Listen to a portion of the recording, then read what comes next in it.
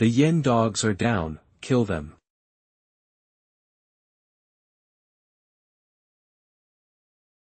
Kill. Fire.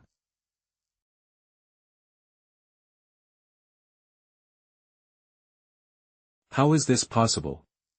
We're actually being suppressed by the Jinbei army, who are far outnumbered by us. I used to hear my father and uncles talk at home about how troublesome the Jinbei army was. But is the current situation really just troublesome? They've been fighting the barbarians for 100 years, chipping away at their bones little by little. Now that they're invading Qian from the south, how long can we possibly hold them off? All troops, heed my command. Charge with me. Brother Dongqing, you must stay and command. No. Once the front line is broken, we're all finished. Brother Dongqing. Zhu Dongqing is right. Once the frontline soldiers collapse, they will impact other formations in their escape. At that point, the morale of the entire army will collapse, followed by our complete defeat. I'll go with you. Cavalry fighting infantry. If cavalry is blocked, they can still retreat with their speed advantage. But once the infantry is defeated, it's a death sentence. At that time, all 300,000 of our troops will die here. I hope Han Laowu can provide timely reinforcements to the front line. Meanwhile, at the outer edges of the Qian Kingdom's eastern and western formations. Damn it, why are these Yen people so fierce? A few hundred cavalry can tie down 3,000 of our cavalry. Now, not only can we not reinforce the front formation, we can't even retreat. In this situation, what other way is there to reinforce the front line? The will to break the formation. Death or glory? Go, give them one last shiver. The Yen dogs retreated? No. They're going for another charge. This isn't good. The axe and saber formation has been broken through. Shield formation, hold your ground.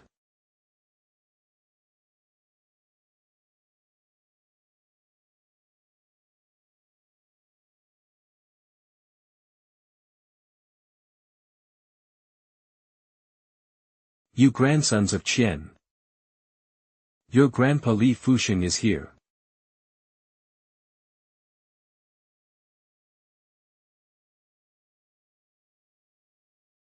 Ha, this is exhilarating. Hold them. How wonderful it would be if this world could always be awash in blood.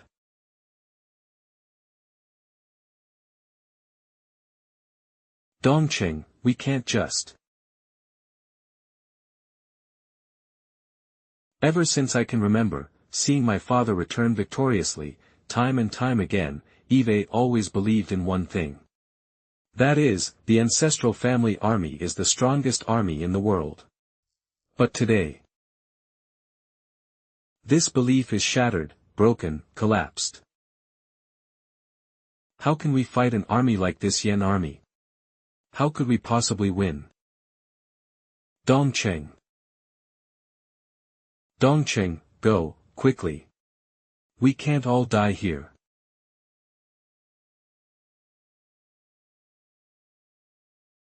While there's life, there's hope. Dongqing, this battle is not your fault. Escape, escape. Yes, we must run. We absolutely cannot die here. Only by preserving ourselves can we retreat. To avenge today's defeat later.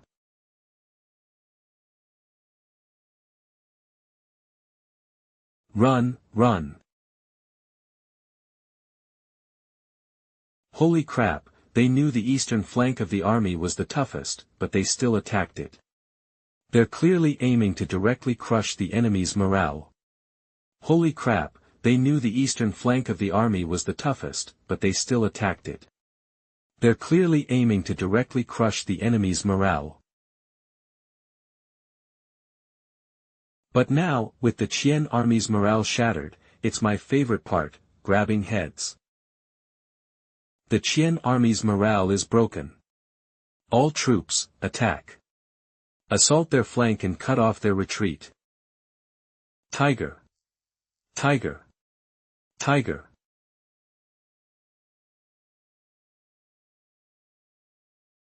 The head of a Prince Fu is worth 2,000 wolf soldiers.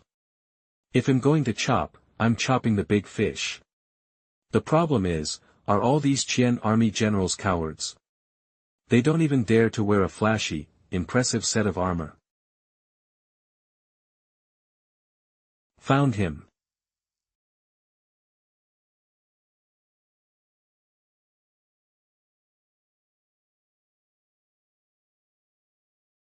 Holy crap, this big fish isn't easy to mess with. What, is he planning to wait for me to go up there and die before continuing his escape? Although the Qian army has been defeated, my skills are still intact. You, Yudi barbarian, do you really think you can kill me? No way. He was just sticking to me, chasing relentlessly, and now he's ignoring me. Never mind. There's no time to waste now. Escaping from here is the most important thing. Big brother, I can't mess with you, hurry and leave. I disdain to kill you, now get lost. Does he think I'm not worthy, so he disdains to kill me, and even urges me to flee for my life? I, a dignified general of the Qian kingdom, am being scorned by a yen dog? I'll chop you to pieces. Forget it, I can't let emotion get the better of me and fight him now. Preserve your useful life, and someday on the battlefield, wash away today's humiliation. Guard Zheng, who circled the gates of hell and wisely chickened out. This big brother finally left. I was really afraid he'd bite me to death and charge at me to fight. My life carries the weight of Xinjiang and the blind man's lives. How can I lose it here? Alright, I'll pull myself together. Maybe I can find other big fish. Holy crap. Another big fish? Run. Quickly, run. As long as we can escape this pursuit by the Yen army. We can reorganize our forces, and then we can fight back again. Huh.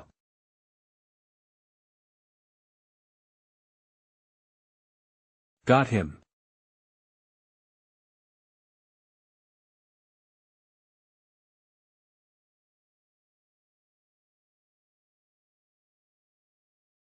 This big fish, he's got some fight in him. Two big fish in a row, am I really going to let them both slip away? Looking at his attire, this one is the biggest fish in the Gan army. Want to run? No way. My boy.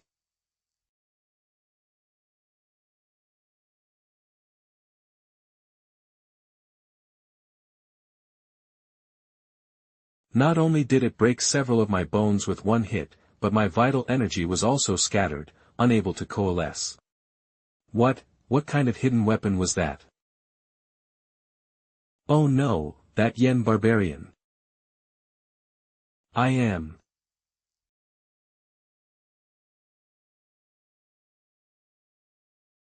You old hag.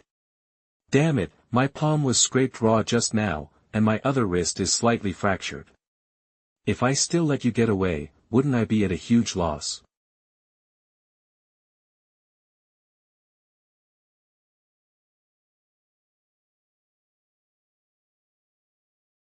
This thing looks quite valuable. It seems this fish is even bigger than I thought. Your Majesty. Having fun? Not bad. Good, then do something for me. Looking at Liangcheng, he must have taken quite a few hits. Good thing I'm a zombie, I have a built-in blood lock, so I can't die. Catch a tongue and interrogate him. I think this is a big fish. Alright. Don't kill me. Don't kill me. Don't be afraid, I won't kill you, but you must tell me. Who is he? He is General Zhu, the young general of the Zhu family army. Oh. The son of Zhu Zhuming. The Zhu family army, it seems, was a unit previously dispatched north. Looks like we've caught a big fish this time. Alright, you can go now. Thank you, thank you.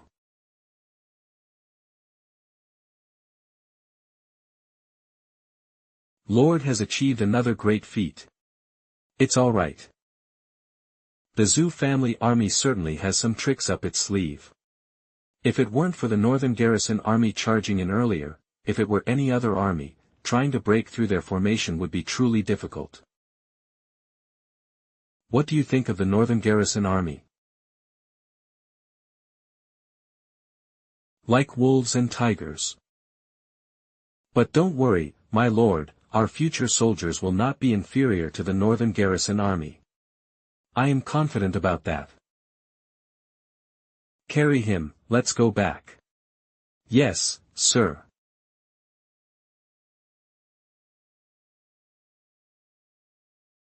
This battle was truly exhilarating. Damn it, I'm more injured than you, but you killed more than me. These northern garrison army soldiers are truly pure, so pure it's frightening. The blind man even joked before, asking if they would become corrupt after conquering the Qian kingdom. However, I do hope they can remain this pure. Let them conquer the Qian kingdom, then the Jin kingdom, the Chu kingdom, unify the east, then sweep across the desert, and march west. My lord, there is another way.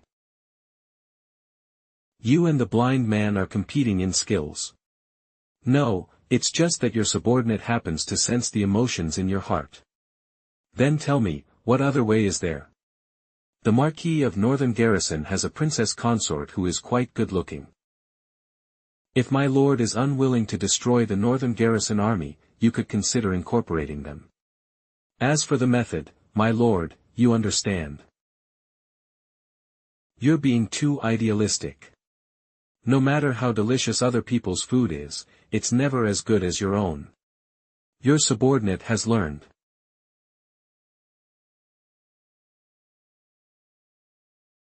I feel a little disgusted. I miss it a little.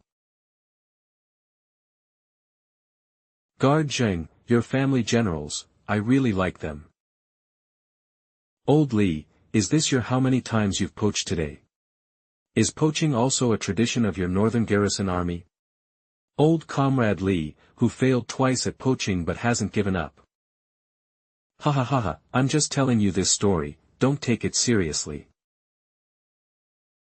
General Li is generous. You're just afraid that this matter isn't good to discuss openly, so you're planning to operate behind the scenes and ask me for people, right? Come over, we'll take you back to Chuzhou City later. Tell me, it's just a city, isn't it? It's just a bit bigger, with more people. Why does Zhao Julan value it so much? How could I possibly understand the grand plans in the Prime Minister's heart? Speak like a normal person. Then I'd guess that for a long time to come, our great Yen troops will only be stationed in large cities. Why? The population is also too large.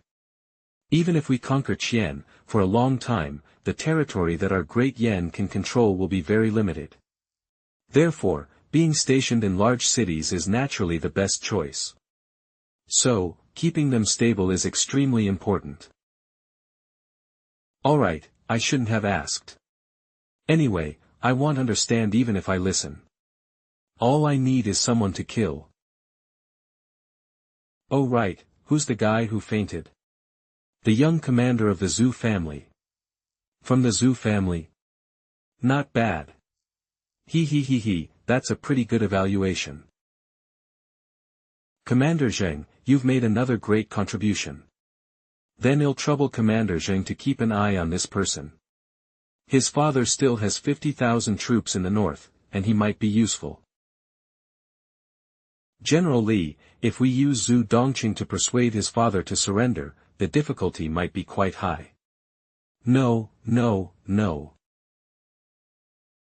It would also be quite interesting to chop off old man Zhu's son in front of the army to humiliate him. I was wrong. I shouldn't have tried to use normal thinking to cooperate with a madman from the start.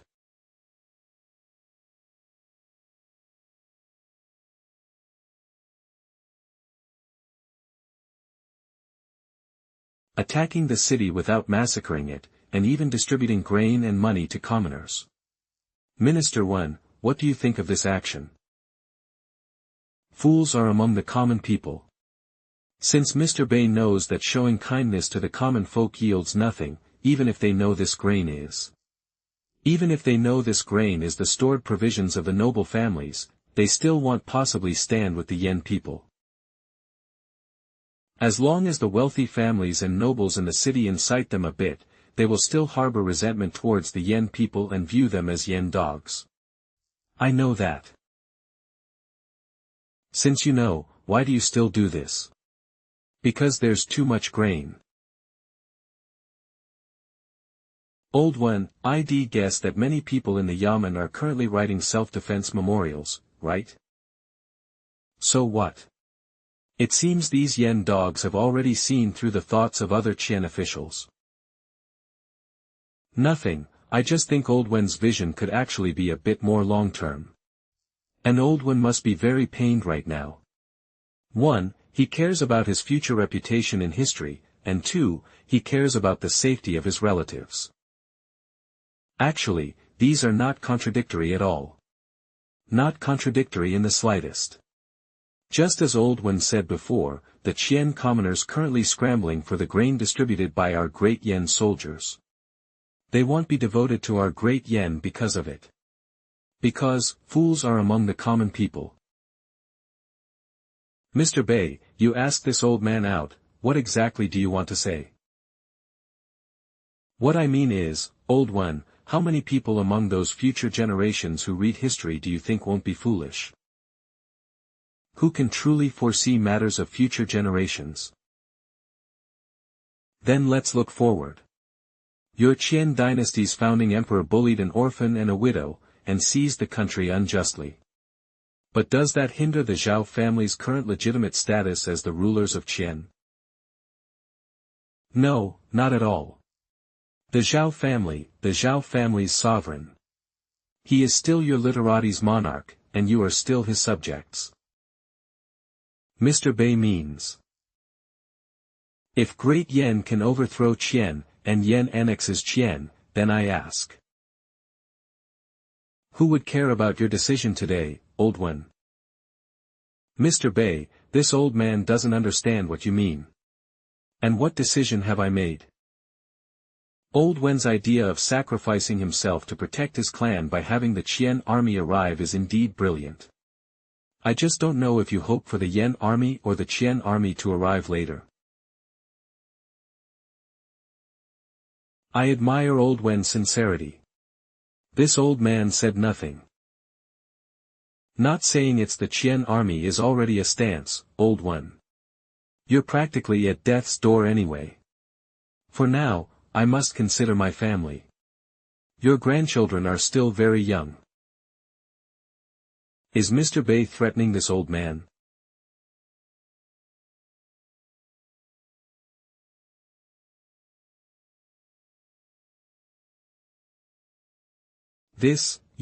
How dare you? You actually used this old man's name as Jidushi to issue a proclamation of peace to the people of Chuzhou, and even mimicked this old man's tone to criticize our great Qian sovereign. This is a frame-up. This is a conspiracy. Yes, this is a frame-up. This is a conspiracy. I wrote it, I can testify for you, old one. But who would believe it? After all, old one, since you put on this hat yourself, do you still think you can take it off again? This proclamation of peace has already been issued today. Not only in Chuzhou City, but also in the surrounding villages. Old one, you have no way out. Even if you alone are willing to bear all the blame, your family will certainly not be saved.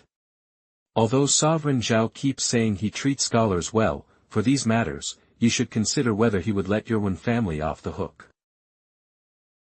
What exactly do you want to say? It's an old adage. Since there's no way back, just honestly keep moving forward. Given your status and position, and since you are the first, our dynasty will naturally make an example of you. It's only reasonable that you, as a Qian official, would be appointed minister in our imperial court in the future. You've caught a good time. Otherwise, if those ministers also surrender, their qualifications and status are much higher than yours. Heh heh, ha ha ha ha. Ha ha ha. This old man has one condition. You have no right to set conditions. You can say some harsh words, but it's meaningless, because you wouldn't bear to see your entire clan exterminated. And I have the power to destroy your entire clan. Therefore, you have no right to negotiate with me. Do you understand? Then this old man has one request. Please speak. I will definitely tell my master, and then my master will submit it to the imperial court. My request does not need to be submitted to the imperial court. I've always been curious, what kind of person could possibly make you, Mr. Bei, pledge allegiance to them? My master is a hidden dragon. This remark is a bit. My request is that I have a granddaughter, 16 years old. My master doesn't like that. No, I'm not trying to climb ranks with your master. My granddaughter is also not a peerless beauty. Then what is it? With you. Am I blind? Perfectly suitable. Old one, alliances consolidated through marriage since ancient times have all, in the end, basically broken down. Because the relationship isn't strong enough, that's why marriage alliances are needed. Precisely because the relationship isn't strong enough, it will definitely break down. I really don't know how naive those people who propose marriage alliances are. You are different. This old man, in his life, rarely misjudges people. I am just a common person. Old one. I'm waiting for you to state your conditions. What does this mean? You, when facing anything, will never first consider if you can accept it. But rather consider the pros and cons. This is your way of life. Then, old one, what conditions do you think I should propose? The loyalty of my one family. Not enough. The Yen people can take Chuzhou, but they won't be able to control it for long. This old man can continue to sit in the position of Jidushi. Don't look at the bunch of useless officials in the yamen now. If this old man really wants to get things done, this old body. Rebellion is not possible, but controlling Chuzhou City and the surrounding 10 li and 8 villages, that's not a big problem. Who should be dismissed, who should be supported, how to make things run, this old man is perfectly clear. Continue. Loyalty, plus Chuzhou City and its surroundings. Don't stop. Not loyalty to the Yen kingdom, nor loyalty to the Yen emperor, but loyalty to your master. Now that's what I'm talking about. Actually, this old man would rather work with you than with your master. You are blind, but your eyes see more clearly than others. Before you, this old man. I will not betray my master. Good. Then this old man can also be loyal to your master. Why? Which why do you want to ask? Both. If this old man were loyal to the Yen Emperor, he would certainly be elevated very high in the future, but this old man is not optimistic about the long-term stability of Great Yen. Trampling the aristocratic clans certainly strengthened the Yen Emperor's authority, but he was too hasty. The Great Yen Northern Army and the Jingnan Army were originally two frontier forces, and their independence was far greater than that of our Great Qian's Western Army. While Li Liangting and Tian Wujing are still around, these two armies will certainly obey the Yen Emperor's orders. But trampling the aristocratic clans, the Yen Emperor gains the wealth, land, population, and talent of the aristocratic families. But what he loses is the hearts of the people. The aristocratic clans did not betray the Ji family, yet the Ji family trampled the aristocratic clans. But once the aristocratic clans are gone, new people and new families will rise. And then what? The subjects will no longer trust the Yen Emperor. The seeds of chaos in Great Yen are sown from this. Unless what? Unless the Yen Emperor can live for another few decades, and Tian Wujing and Li Liangting can also live as long. Otherwise, the Yen Emperor, the realm will collapse. Old one, is your granddaughter intelligent? Although my granddaughter isn't beautiful, she is, after all, this old man's direct granddaughter, so she is naturally intelligent. Mr. Bei, do you agree? Old one still hasn't said why he's placing his bets on us. When this old man asked you before, you said you had a lot of grain. Yes. This old man has many granddaughters too. Is old one planning to cast a wide net? Qian has many chi refiners who constantly talk about placing pieces. This old man also loves to play chess. Let's just say this old man is placing a piece. It's just that my granddaughter is, suddenly, 2 generations younger than you. This old man also has a daughter. If Mr. Bei doesn't mind, this old man. Never mind. Mr. Bei, you may enter my residence today and take the person. Isn't that a little too hasty? Even if the betrothal gifts and such can't be done with great fanfare, it shouldn't be like this. After all, I can't quite reach my master's taste. A lowly is a lowly, I suppose. Does Mr. Bei want to stall for time? Not at all. The army has not yet returned. If it were the Qian army returning, wouldn't old Wen's efforts be all in vain? This old man is not skilled in military matters, but this old man is good at reading people. After seeing you, this old man believes that the army returning will definitely be the Yen army. Rather than waiting here for an inevitable outcome, it's better to finalize things before the outcome is known. That way, Maiwan family might appear more sincere. Old one speaks wisely, but I am still afraid of mistreating the maiden. Others get married with great fanfare. If she is simply taken away by me like this, what kind of situation would that be? Because this old man knows that tomorrow, you should be leaving. You are going to continue south. Old one just said he wasn't skilled in military matters. This old man did not lie, it's what this old man discerned. Since old one knows we are leaving, why are you still so insistent? Because you will come back. Everything you've done in the city is laying the groundwork for your return later. Insightful. As for betrothal gifts and such, this old man doesn't care. Although Maiwan family isn't incredibly wealthy, we aren't so poor that we need to sell our daughter to make a living. There is only one thing, Mr. Bei, that you can fulfill for this old man. When you take my granddaughter, could you and my granddaughter kowtow to this old man together? Respectable.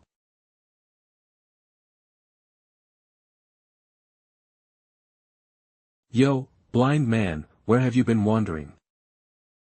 Oh, it's you guys. What are you doing here? Didn't a small problem crop up?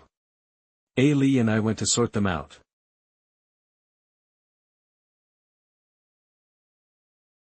What are you doing? Third brother. Do you want a wife? If you just say the word, he'll send your wife over in a bit. No, you old sly fox, you're clearly plotting something wicked. If I agree, he'll probably be screwed over by you. Alas, I offered my heart to the bright moon, but the bright moon shone into a ditch. In the end, I have to bear it all. Get out of here, who doesn't know that you, this blind man, are black from the inside out. Lee, there's a good show starting. Quickly call fourth sister and aiming over.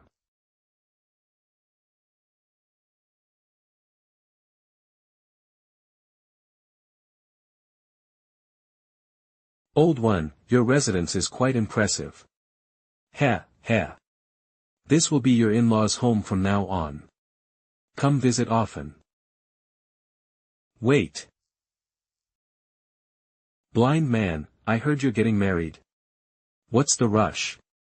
Let our family members take a look at you first. Call Yueshin out. Father, what are you doing? Son of Wen Sudong.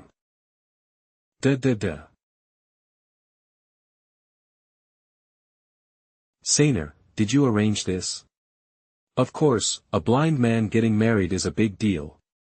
We need to show some class. What a pity, I was too rushed and didn't have time to train a song suitable for a wedding. But I saw that old man was quite happy. We all have to kill them. We've gone all in. How can I not be happy? Of course. Since loyalty to Dagon and a good reputation after death are out of the question, if we're still coy, we won't even get warm shit to eat. Blind man, your marriage is settled, but I heard that girl is very ugly. Are you sure you want to marry her?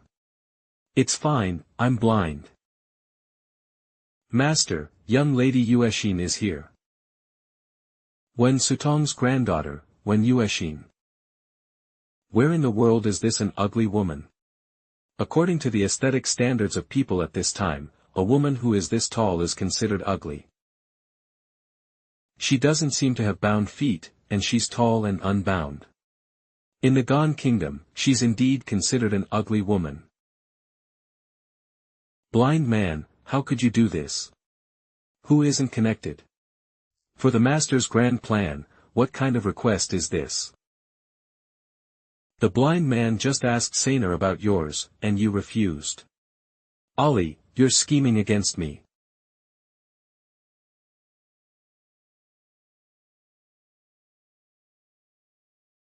I was in such a hurry, I didn't prepare any gifts for my sister. My sister can just take this bracelet for now. Thank you, older sister. Greetings, grandfather. Greetings, uncles. Yueshin, this is the husband grandfather found for you. Greetings, husband.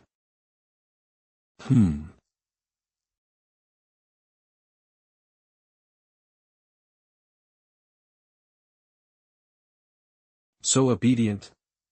That woman couldn't be a silver armored guard, could she? Old man one isn't that stupid.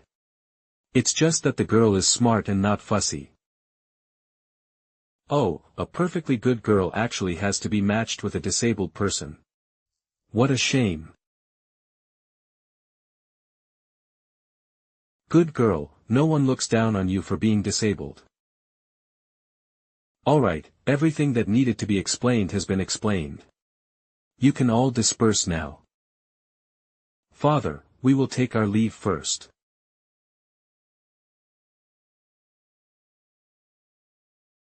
There's a threshold ahead, husband, slow down. Oh huh. What about the kowtow? No kowtow yet? Keep it. I'll kowtow to you at your grave later. Ha ha ha. Remember to bring Tao Wan Yang.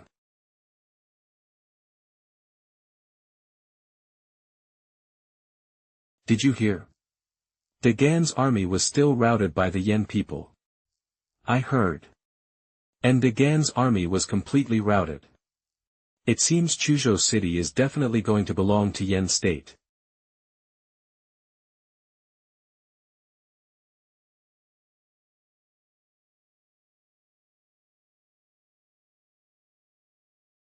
Don't be afraid. Not afraid.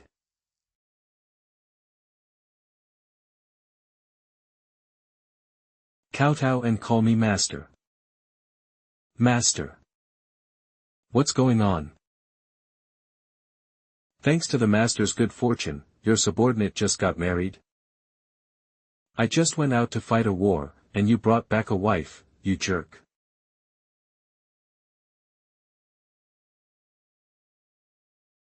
A meeting gift, don't despise it. This is, East Sea Green Jade. What, you recognize this jade? Looking curiously at the jade pendant, this guy's family fortune is quite.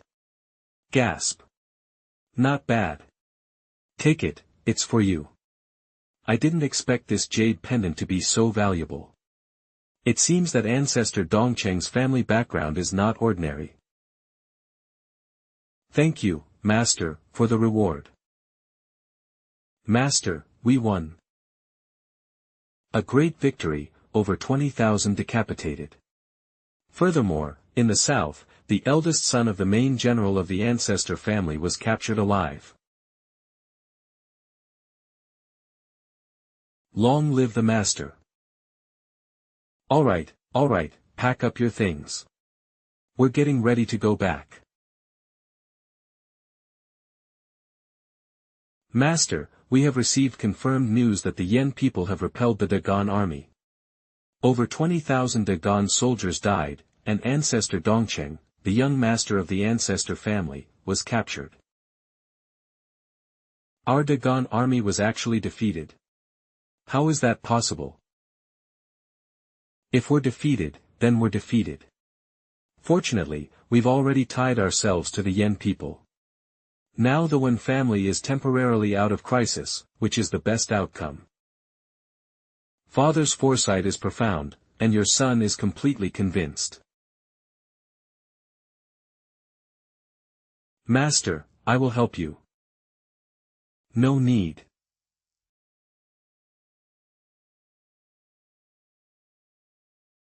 Your humble subordinate greets Commander.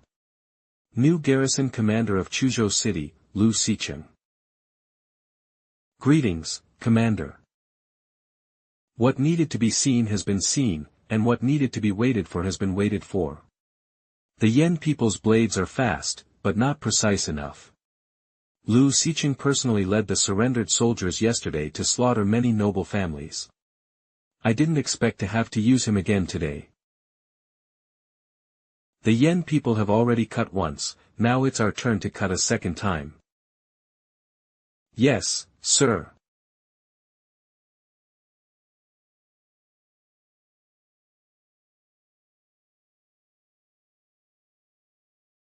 Master. This guy is awake and pretending to be asleep. P to wake him up.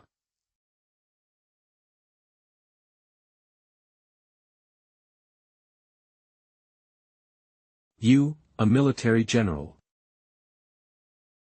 Why are you so good-looking?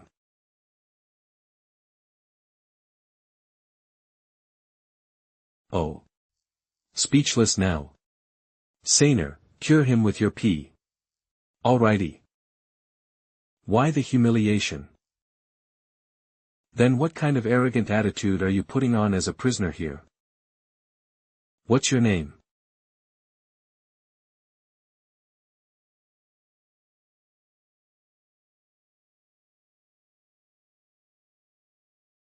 Mind your place and be honest. Don't think you can act all high and mighty just because you're a young master of the ancestor family army. Didn't your 300,000 strong army also turn into a mountain full of fleeing goats? Then why are you keeping me? Why not kill me? I'm bored. I want to insult you. My surname is Zhu, and my given name is Dongqing. See, that's better, doing it earlier. And I'm Jing Fan, garrison commander of Tsuelio Fort in Yinlang Prefecture, Great Yen. It's you. Looks like I'm quite famous. Indeed, I am quite famous. I didn't expect to fall into your hands. This is your honor. What do you plan to do with me? Haven't thought it through yet, but I have a preliminary idea. For example, having you persuade your father to surrender to my great yen. But that idea is a bit idiotic. How about we try a different approach? Tell me, what can you bring me? Let's make a deal.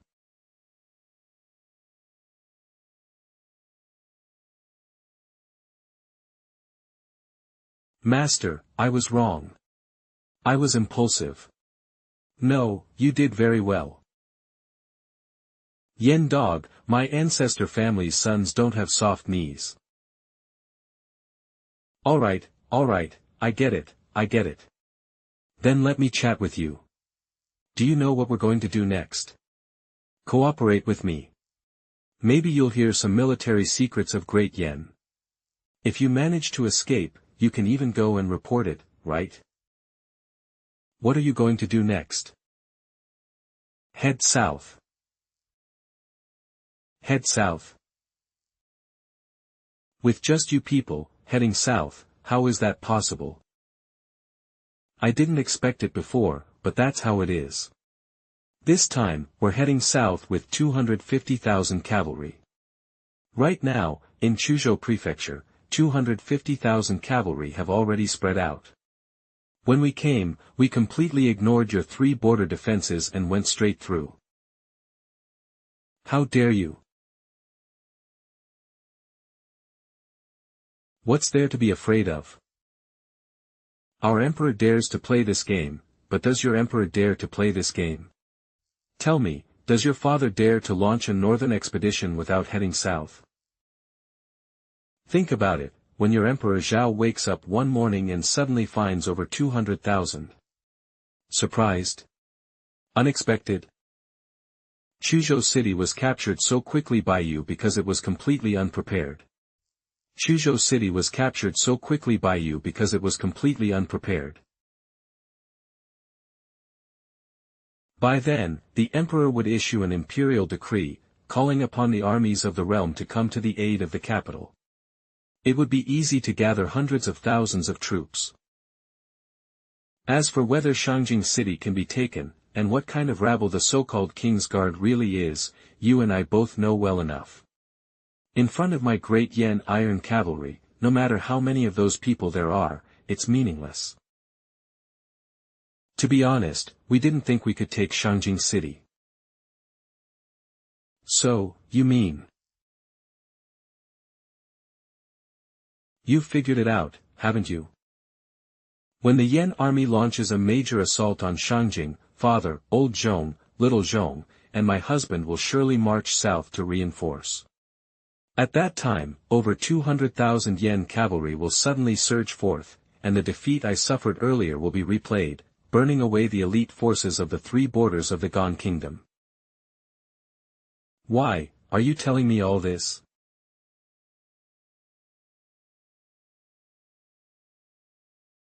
You should think about it yourself.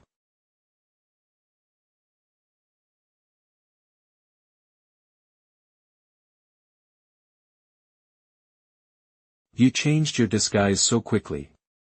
What will blind man do tonight? Master, you can't blame me for this. Blind man asked me to help her disguise herself first. After all, when the lights are off, everyone looks the same. For blind man, it doesn't matter if the lights are on or off.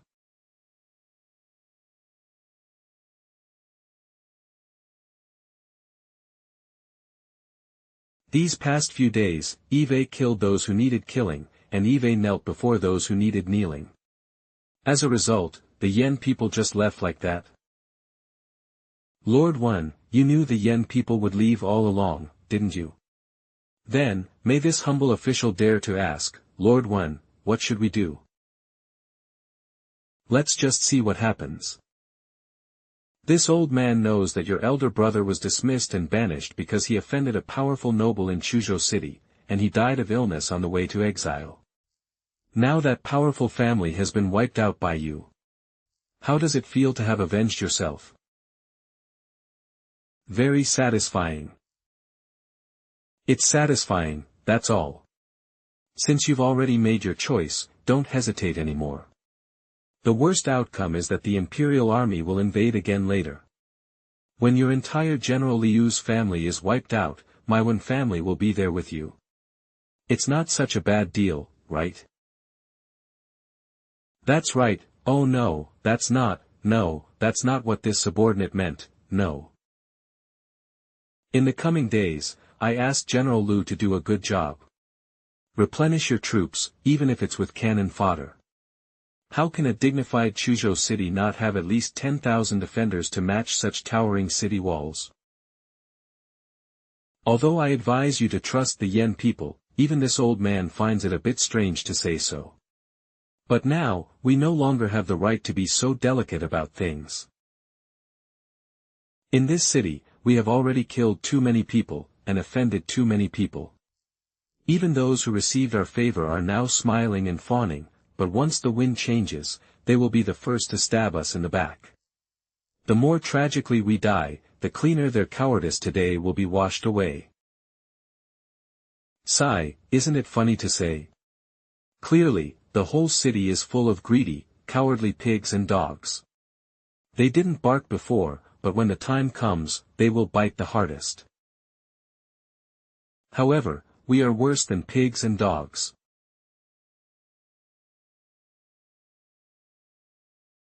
Ah Cheng, why isn't Li Fuxing force marching this time when he left the city, unlike when he continuously crossed the three borders of Gan? General Li Fuxing made this arrangement for two reasons. First, there will be many more battles ahead, so there's no need to exhaust ourselves now. Second, it's also to allow the main army of Gan's three borders to catch up, giving them room to pursue. So that's how it is. Blind man, newlywed bliss, did you have a good time last night? Ha, ha. My lord, based on my experience, the blind man definitely didn't do anything last night. That young lady is still walking perfectly fine this morning. Perhaps the blind man is a toothpick, and you're a spiked club. He. My lord's words are truly beautiful. Commander Zheng, we have arrived in Qingshan County. General Li Fuxing has given an order for Cui Lu Fort's detachment to go monitor the Gan army in Qingshan County. Understood. I heard before that to ensure the main army's march isn't disturbed, Li Fuxing would dispatch a separate unit to watch the movements of that city. Firstly, to warn the Gan army inside the city not to make any moves, and secondly, to provide cover for the main army. I didn't expect it to be Cui Lu Fort's turn this time. Order. Cui Lu Fort's forces. Follow me to monitor Qingshan County. It's truly arrogant of the North Korean military. They're like robbers in the owner's home, yet they can still brazenly warn the owner not to move.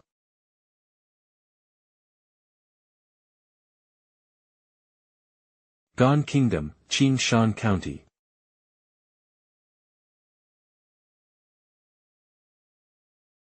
My lord, the Gan army suffered a major defeat yesterday.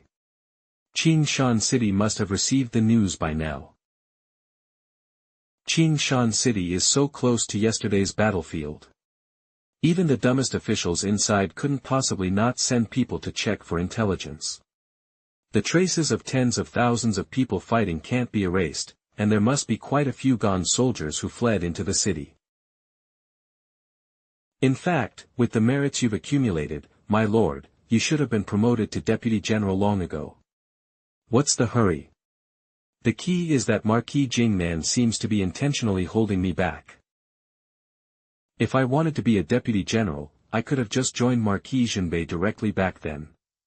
Furthermore, even though Marquis Jingnan suppresses me, it's not wrong for him to promote me. He's probably hoping he'll accumulate experience before making a big move. It's best that my lord can think clearly. Your subordinate believes that Marquis Jingnan's intention is to arrange a position for you in the future where you can stand on your own. At the very least, a commander who can have the final say in a county town. So, we still need to earn more military merits. This concerns the position we'll be assigned in the future. If we could be directly assigned to Chuzhou City, that would be the most comfortable. I remember you saying something like this before. If the Yen Kingdom's war goes smoothly, it will annex large territories of the Gan Kingdom. It's foreseeable that the Yen Emperor will assign generals to guard the recovered towns. We can seize this opportunity to establish a territory for sustained development. Then, we can recruit soldiers, raise an uprising, and rally 100 responses. You blind fool, trying to incite me to rebel again. Earning merit isn't hard. Even though I have no idea how, perhaps my previous life was just too unlucky. That's why my luck is so good in this life. Merits just rush into my arms as if they're fighting over it. Less than 40. Don't laugh, I'm serious. Don't laugh, I'm serious. This subordinate is happy for my lord. My lord's good fortune is boundless, blessed by destiny. Is Liang Qing preparing to scout out the enemy's situation? Just riding around out of boredom, and incidentally putting some pressure on them. Who knows, maybe they'll get scared and surrender directly.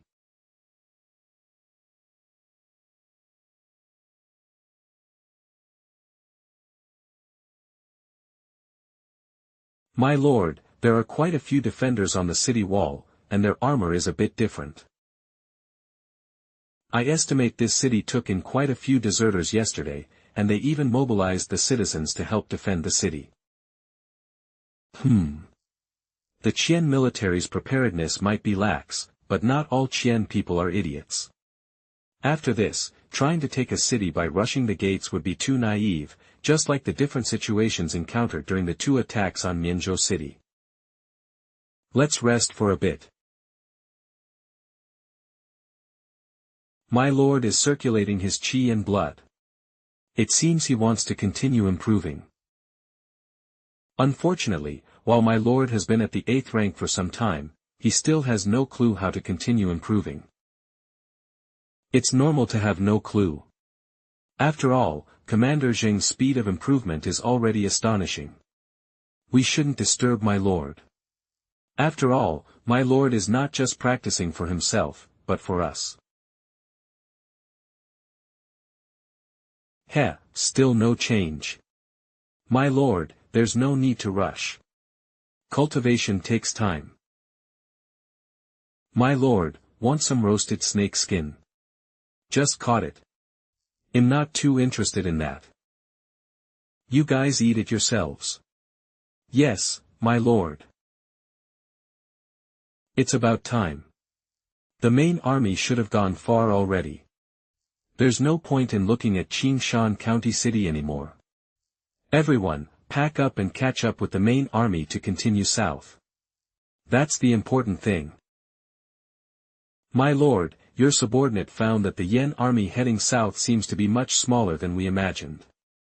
After bypassing the 3 northern prefectures of Qian, the most direct and quickest route south is through Chuzhou Prefecture, Behe Prefecture, Xishan Prefecture, and then directly into Bianzhou Prefecture, where the imperial capital is located. If it really were 250,000 troops marching south, this road wouldn't be so clear. At the very least, scouts from other garrisons should be ceaseless. But from Chuzhou City south, for such a long stretch of road, there seems to be only General Li Fuxing's garrison. This number is a bit strangely small. Isn't this very similar to what you guessed? My lord jokes. It's that everything is under my lord's control. Stop flattering me. That cunning old fox, once he finds an opportunity, he'll definitely take a bite. The highest level military plan has never been fully revealed, and even now, many details haven't been announced. Many people have also noticed. Starting from Chuzhou City and heading south, it's clear that the scale of the Yen army's southward advance is shrinking. This means the main force of the Yen army should be stationed in Chuzhou Prefecture. Blindy made so many arrangements in Chuzhou City, even going so far as to sell himself by marrying a woman from the Wen family. If, after some time, the Qian reinforcements return, take Chuzhou City, and execute the entire Wen family, wouldn't all of Blindy's arrangements be in vain? My lord, the troops are ready. Blindy, as for Chuzhou City, we can't hope for it. It'll probably take at least a grand general to guard it. But Qingshan County City is pretty good too, nestled by mountains and rivers. Not only are the views good, but it's also a vital north-south transportation hub for Qian. If we can establish ourselves here in the future, it would be a suitable place for development. Qingshan hides a dragon, as its name suggests, it's a suitable place to start a family. Qing, you can read feng shui. He's been buried too many times. Ha ha ha. To hide a dragon, I wouldn't dare to dream of that. I don't think I have that destiny. Besides. Commander Zheng. Qingshan County has opened its gates. What's going on? Your subordinate will send someone to check immediately.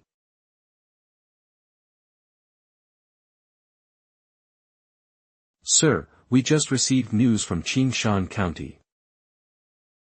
The city's defenders tied up the county magistrate and surrendered to us.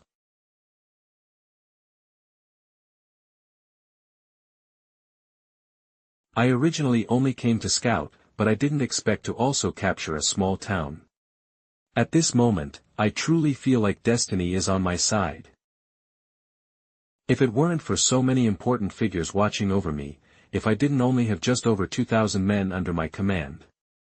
If it weren't for all those other if-onlys, I really would have signaled for blind men to bestow the yellow robes upon me.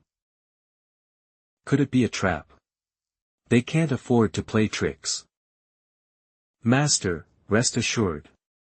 A feigned surrender, luring the enemy deep, then counter-killing, also depends on who the opponent is.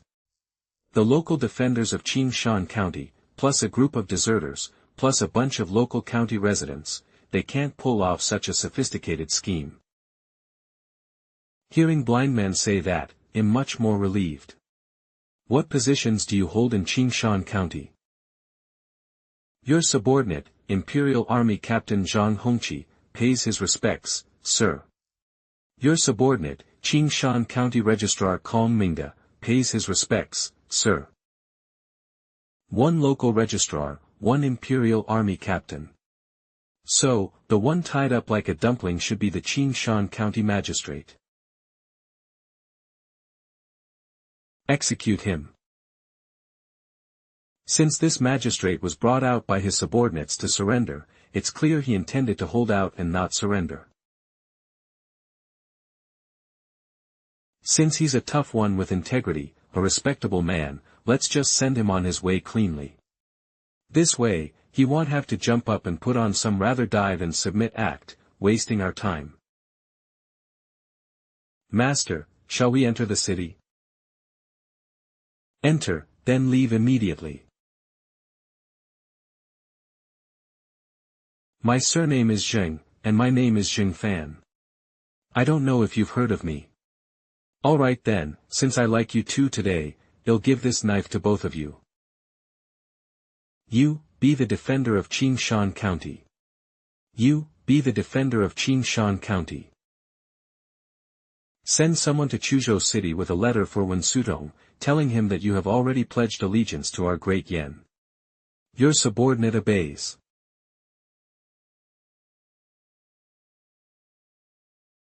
The Yan army surrounded Qingshan County just to go in, circle around, and come out.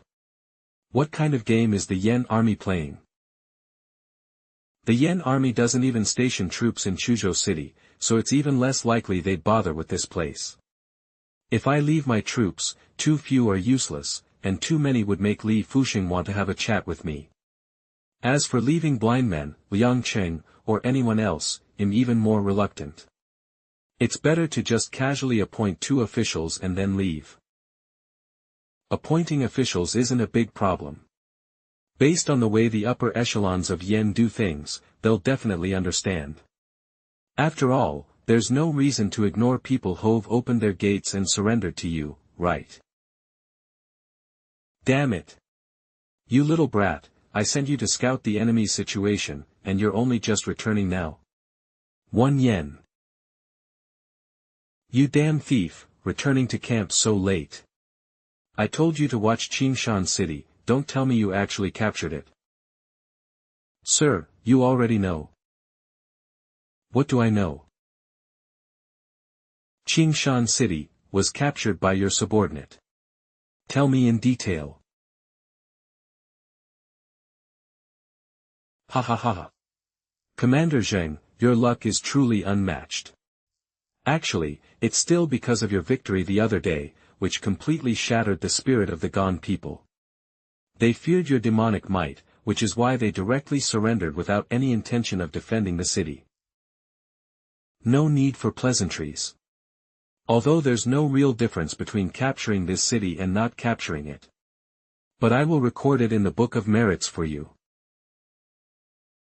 Alright, let's talk about serious business.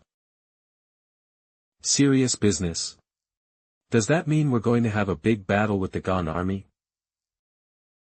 A military report was received last night. Li Bao's half-battalion of troops, in Behe County, utterly defeated the 80,000 Xiang army personally led by the Behe County Jidushi. Damn it, because of the matter in Chuzhou City, we were delayed for several days. We still haven't left Chuzhou's territory and haven't even entered Behe County yet. As a result, Li Bao's forces have already entered Behe County, not to mention, they even fought a major battle there. Li Bao? I think I saw that person before in Jingnan Marquis military camp. General, there's no need to be angry. The Qian Kingdom Xian army basically has many more farmers than fighters. Such a troop is inherently useless. Moreover, they had previously screened out the soldiers and officers who still had some quality, and the Behe County Jidushi handed them over to his son-in-law, Han Wu, to lead north.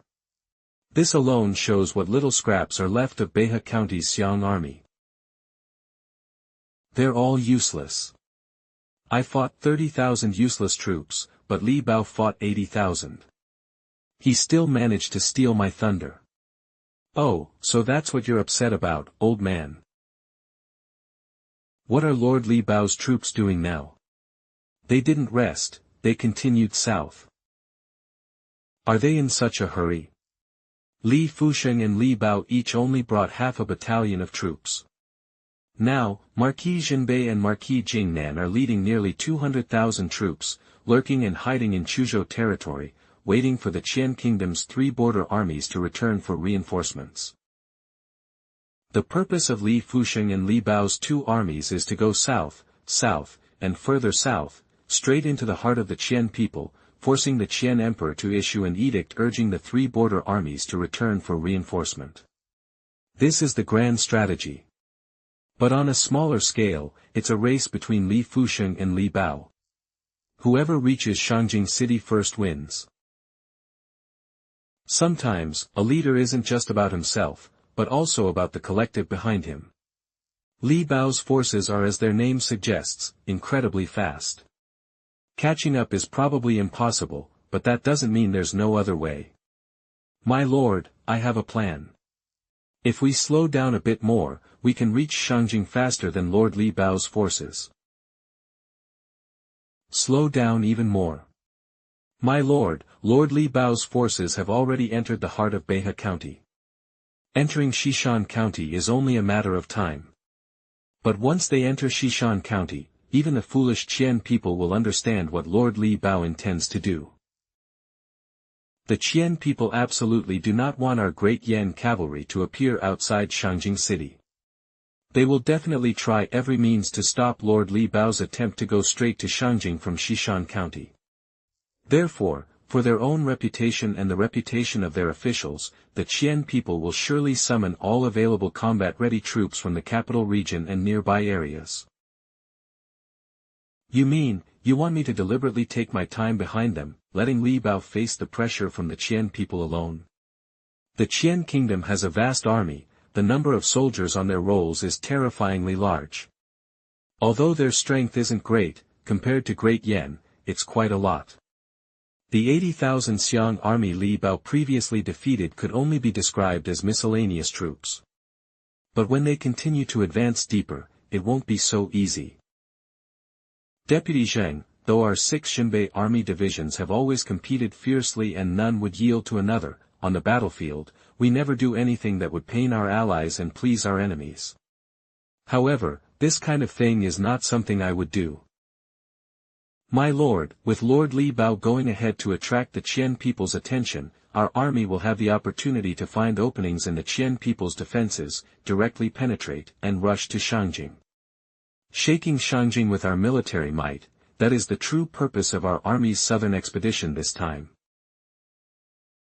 Your subordinate believes that Lord Li Bao would also be willing to provide cover and distraction for our army, helping us advance south to Shangjing. Exactly, exactly. Yves always admired Li Bao's character. That scoundrel Li Bao loves to eat the most, loves to monopolize, loves to snatch military achievements, loves to snatch opportunities, loves to snatch everything. His behavior is truly unsightly. Since that's the case, he'll take advantage of his momentum and cooperate.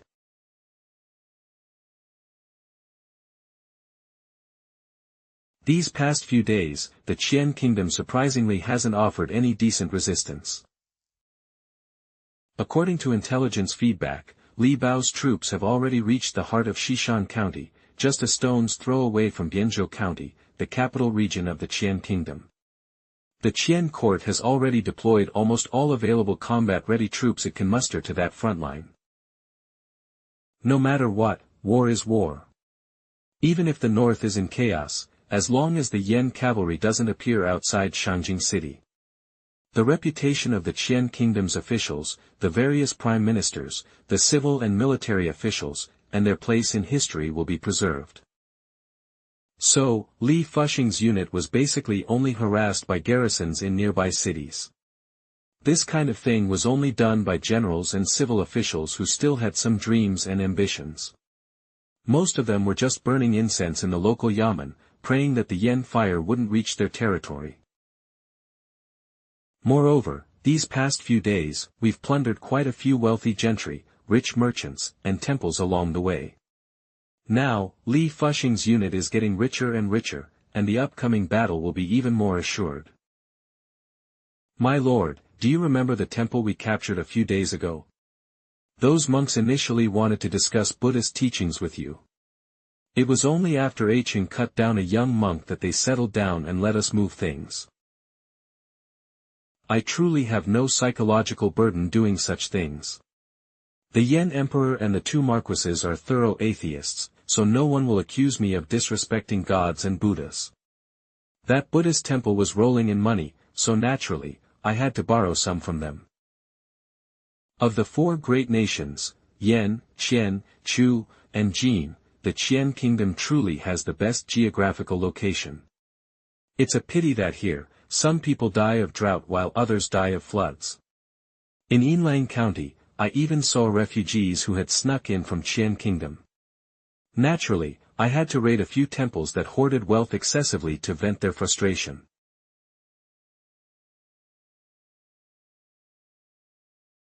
My lord, your method of having the troops train during their rest periods is indeed a good one. He was just finding new ways to slack off. Li Fuxing was a bit hesitant at first, but then his body followed his true desires despite his mouth's protests. However, this is also a good way for us to make a name for ourselves. Without relying on chi and blood, purely based on skill, few can match A Li. Who else is there? A Li wouldn't be that arrogant, would he? My lord. A Li is waiting for you to step in and lose to you, my lord. My lord, please go up. A Li is creating momentum for you. Forget it, no need.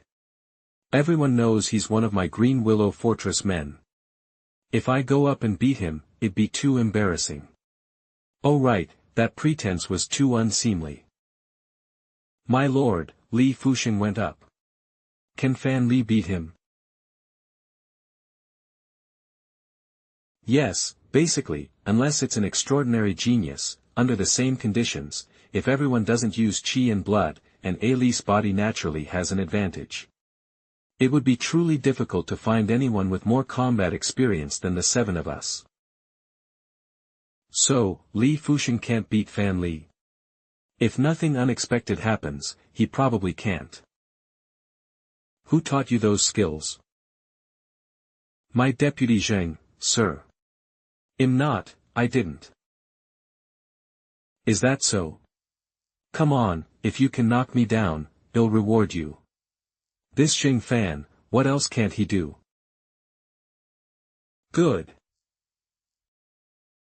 What? Fan Li just went for it. Heh, A Li is a simpleton who even wants to stab his lord wouldn't care about Li Fusheng's status.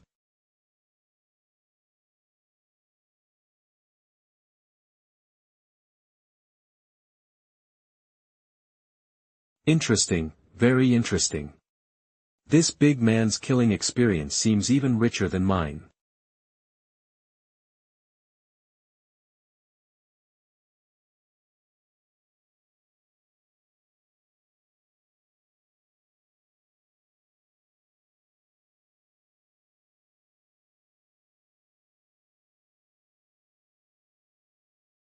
You are far. Too far behind my deputy. Ha ha ha ha. In my army, Eve found another great general. Oh. Li Fusheng's move was good. It resolved the awkwardness, showed grace, and also protected Fan Li. Let's cheer a few more times to hype up the atmosphere and quickly move past this slightly awkward scene. If you can't beat him, you can't beat him. Don't say polite things. My life is over. My lord, why don't you go up and pull A Li back? No, I'm not going. Ah, such strong imposing manner. Eve lost. Ah, aren't you Deputy Zheng Fan, from Green Willow Fortress in Yinlang County? If I went up, there's no telling what A Li might do. Better not. Where's Blindy? Tell him to use his mental power to teach A Li some polite words, so the scene isn't so awkward. The culprit who egged Fan Li on. I don't know. He seems to have gone sightseeing with his wife. Get on the bus first, then buy the ticket, right? Like with blind dates before, marry first, then cultivate feelings. Ha ha ha ha, excellent, excellent. I reward you this blade. I hope you continue to work hard and improve soon. Oh. Deputy Zheng, you certainly have many talents in your household. Actually, talented individuals are common. But people who can appreciate horses are few. Interesting, very interesting. Deputy Zheng, where is your Zheng's art of war? My lord, after the war, your subordinate will present it to you. Blindy, you'd better remember not only to transcribe the original, but also to produce X copies in vernacular Chinese, along with battle examples from this world. Although it's a huge undertaking, to deal with this lunatic Li Fusheng, it still needs to be done. Alright, I'll wait then. Eve always trusted you to handle things. Oh, right, that guy Li Bao sent a messenger with a letter. Coming for help. Li Bao's days must be quite tough right now, wouldn't they? After all, the various armies of the Qian kingdom are strictly guarding against him there, and may even try to encircle him. The letter only had 5 words. You son of a bitch. To actually call Li Fuxing a son of a maid, Li Bao must be furious. My lord, this suggestion was made by your subordinate, so your subordinate. No matter. Well, continue with our current marching plan. 3 days later. 3 days passed, and Li Bao kept sending letters, cursing for 3 days, but Li Fuxing completely ignored him. However, these 3 days, Li Bao, despite his army's fatigue, kept attacking various key military points of the Qian army. I wonder what their battle results are now. How is it? Deputy Zheng, your retainer's martial arts. Strange, how can this Xing Fan teach such formidable household retainers, yet his own strength is so poor? He just has good talent.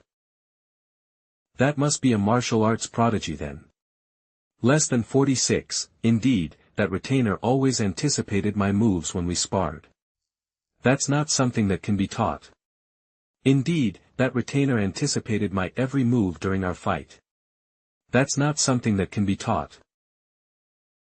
My lord, this subordinate has been stuck at the 8th rank martial artist level for some time now. How long? 2 months. Oh no, it seems to be a little over a month. Not long, and already very fast. When did you start practicing martial arts? To answer my lord, your subordinate started practicing martial arts after joining the army. Damn, that fast? What the hell? What's wrong with this madman? Seeing that I'm advancing quickly, he wants to beat me up.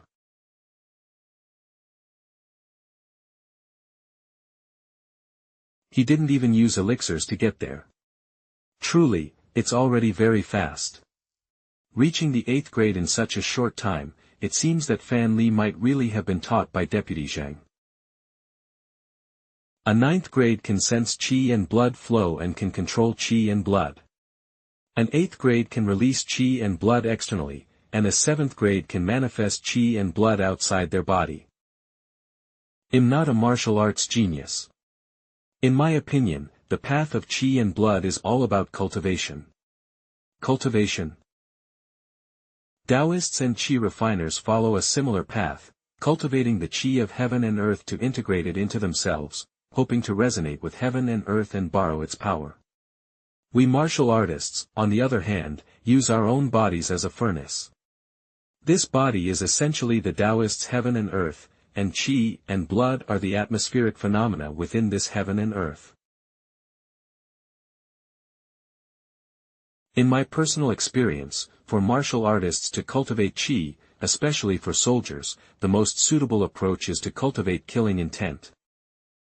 Because there is fighting, only through fighting can one gain understanding, and only in battle formations. So that's how it is, I understand now.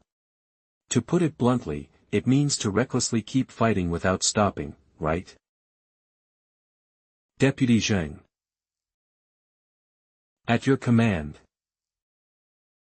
You are a genius, I am a clumsy person. But smart people like to take shortcuts, always thinking there's a quick way for everything, instead of being down to earth. As a soldier, one must possess the kind of outward aura that soldiers have. I haven't seen that in Deputy Zheng. Sir, this. What does Li Fuxing mean by this? Is he saying I'm afraid of death? Qing, like you, can be considered a genius. Eve heard him say this when he was instructing others. A martial artist should possess an indomitable spirit. Confucians cultivate righteous qi, Taoists cultivate the qi of heaven and earth, and mystics cultivate ethereal qi. It seems to be chi, but it's actually a different mood for viewing the scenery. Did Lord Qingxuang say this? Yes, I'm just repeating his words. I don't know if these are useful to you, but since you are both geniuses, there should always be some common ground. Thank you for your guidance, Lord Guo. Li Fusheng actually gave me such guidance. This is already akin to a half-master relationship. This bow is not in vain, and it is deserved. Oh, you know my original surname is Guo. This kid, knowing to call me by my surname at this time, is quite perceptive. In my opinion, it's more comfortable to be a mere warrior.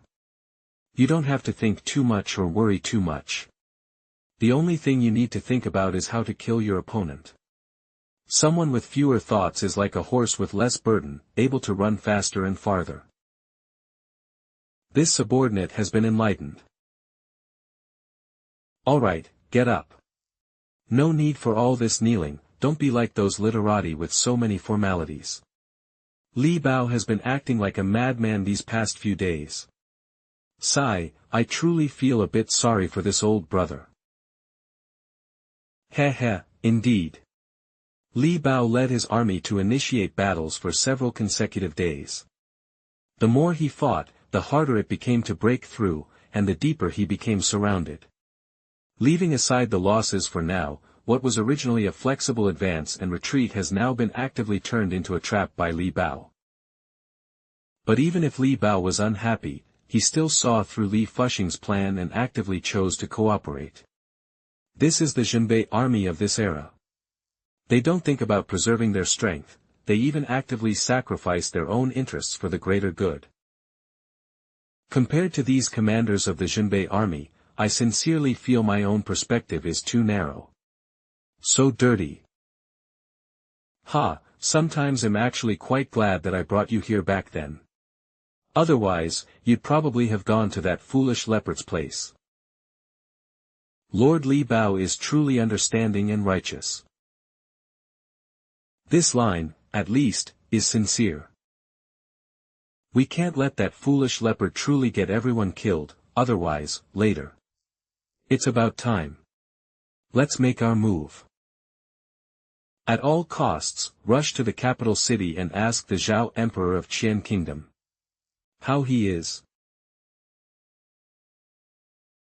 Speaking of which, Li Fusheng rushing forward like this, completely disregarding the Gan army along the way, is that really okay? My lord, in ancient times, except for a few strategic locations that were easily defensible, it was almost impossible for a city to completely block the enemy from entering. The reason why there were situations where people would fight to the death over a city was mostly out of fear that the enemy would raid our home base, cut off our supply lines, or even trap us in a pincer movement.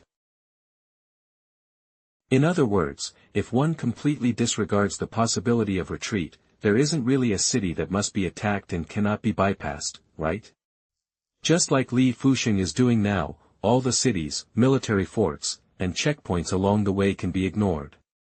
However, this is practically a repeat of that major rush into Gan earlier. Thankfully, Li Bao attracted a large number of Gan troops. Otherwise, this kind of marching, where they completely throw caution to the wind and leave no room for retreat, would have surely led to them being surrounded long ago. 3 days later, on the Bian River in the state of Gan. My disciple, do you know that there's a tributary of this Bian River that goes straight to the capital? Back then, after the scarred-faced duke quelled the southwestern rebellion, he entered the capital city by boat. The banks of the river were packed with people from the capital, all eager to catch a glimpse of the scarred-faced duke. However, the scarred-faced duke is a rather distant memory. The most recent instance would be 3 years ago, when the Gan state sword god, Bailey Jian, was summoned by the emperor to the capital to become the crown prince's martial arts teacher.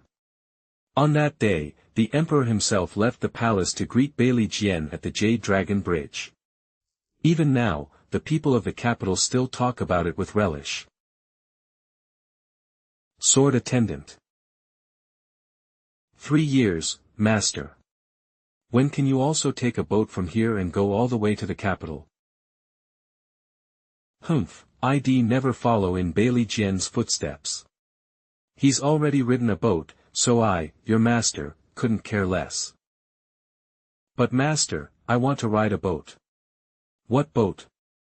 The river is frozen over. How can we ride a boat? Master, I'm hungry again. Go, go, go. Are you a hungry ghost reborn?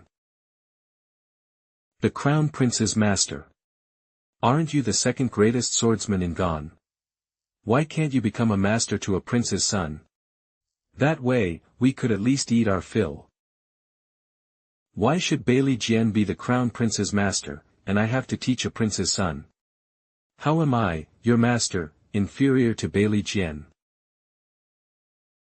In any case, I am one of the 5 greatest swordsmen of this era. I must maintain that much prestige. I know. Master, oh master, you can't just change it to 5 great because the Jin State's sword saint eventually praised Chu. You weren't ranked among the 4 greatest swordsmen because, ultimately, people in the martial arts world like to have one of the 4 great nations represented. Since Gon already has Bailey Jian, it's not suitable to have another, is it? Ah! The Yen dogs are here. It is said that the Yen people tried to attack Shifengdu, 70 or 80 li away, the day before yesterday, but they were repelled by the government troops. The emperor even rewarded the 3 armies for it. It's quite amusing, isn't it? The Yen dogs have already reached the Bian River, yet those soldiers still have the nerve to accept rewards. Bah, the imperial court is wasting its money on you useless lot. Bailey Jian went to Yen a while ago, but accomplished nothing. Master, don't be reckless, let's run. You've always been unhappy following me, I know. You always feel like other sword attendants have a more carefree life than you. No. Master, don't pin this on me, I don't want to die. And I don't want to watch you foolishly try to block the Yen people. Now, quickly, immediately, you better scoop up that person and run. Bailey Jian went to Yen, accomplishing nothing. Today, I must do something. As long as I do, it will prove that I am more powerful than Bailey Jian. Master, you've lost your mind. You want to die, but I don't. I'm still young, I haven't even experienced a woman's body yet. Master, you're a beast. You're not human. Master, you're a despicable scoundrel. Master, you bastard. Good boy, your master must let you see with your own eyes what it truly means to be the greatest swordsman in Gon. Yuan Jinxing.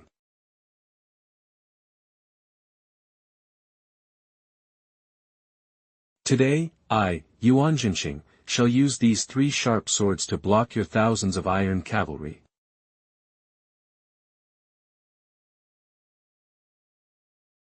The ice is broken, how do we cross the river?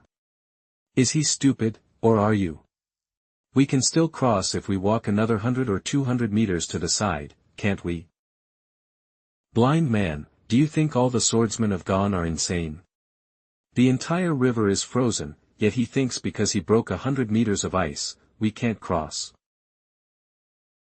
Not only did it waste a lot of sword chi, but its actual effect was almost negligible. My lord, even with my intelligence, I can't analyze his intentions. Perhaps this is just how the martial arts world is. The martial arts world. Yes, because only the martial arts world can produce so many powerful and lovable fools. Hee hee. Archers, prepare. Humph, the sword formation is complete. How can mere arrows harm me? Barbarians are barbarians. They don't understand the profoundness of the sword Tao, so it's destined to be a futile effort. Towards that child on the shore. What? Damnable yen dogs, you're so cruel. Attacking a child. Yen dogs, you beasts. The sword formation can only protect me within a 3-foot radius. I can't withdraw midway, nor can I protect my disciple. Now that the yen dogs are targeting my disciple, I must fire. Why do I feel a little stupid? Today, by the bank of this ferry, the second greatest swordsman of Gon perishes. That guy's brain really isn't quite right.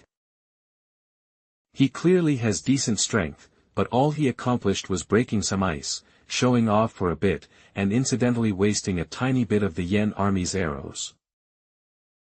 Actually, if this swordsman had hidden to the side, chosen to assassinate at night, or simply waited for the army to cross the river before rushing into the crowd, he probably could have caused greater casualties. The embarrassing thing now is that he didn't kill a single Yen soldier, but he died first. My lord, these are the 2 swords left by that swordsman on the river. These 2 swords look pretty good. They're worth a lot of money, and the person who used them was handsome, but it's a pity I don't know how to use them. Keep them. Whoever wants to play with them later can have them, or you can give them away. You gave me those 2 swords. I must take my master's body with me. What do you want to do with his corpse? Bury him. I need to sell this sword to buy a coffin for my master. This child is interesting. Don't bother. Well, bury him for you. Will you give me this sword too, please? These 3 swords should be a set for collection, so it's best to collect them all. Help me bury my master. Ollie, find a coffin and help bury him. Where should we bury him, you say? He died here, so he'll be buried here. The river often floods in the summer, and the coffin will be submerged. He did such a thing because his brain was filled with too much water. After he dies, he can just soak there. Alright, bury him here. What's your name? My name is Li Fusheng. I'll remember you. And then? Master said I'm a natural sword embryo. I'll go back and practice swords for 20 or 30 years. Then I'll come back and seek revenge on you. Aren't you afraid I'll kill you right now, so you won't have a future? You wouldn't. Because you're hypocritical, but also truly a petty person. If you killed me, you'd feel uneasy. Someone like you wouldn't let yourself suffer. Killing you would indeed make me very uncomfortable, but being called out directly for it by you. But there's nothing to be afraid of about an agreement 2 or 3 decades from now. If by then I still haven't made a name for myself. My lord, the grave is ready.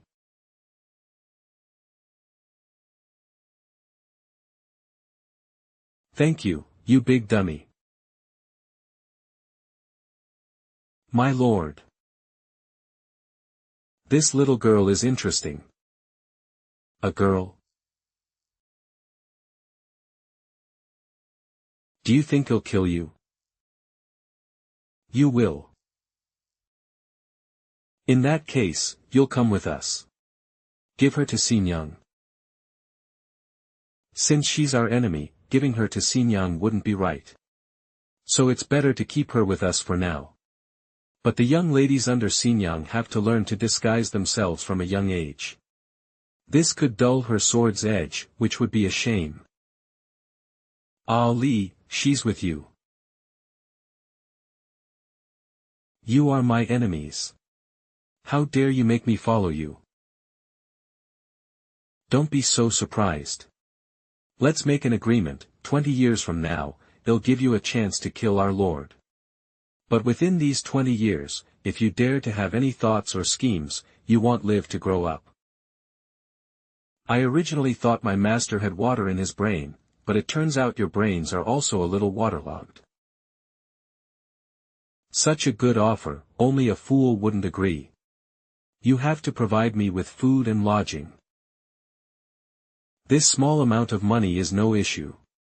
Anyway, Cui Lu Fort already has more than one filial child, so adding one more little girl won't hurt. If this little girl can truly grow into a great swordswoman in the future, that feeling of nurturing her development would be pretty good.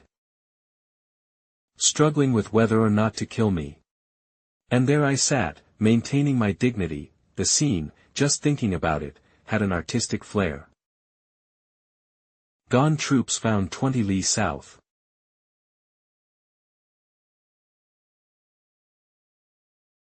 Judging by their scale, there are over 2,000 gone troops, right? Ah Cheng, I'll leave the rest to you.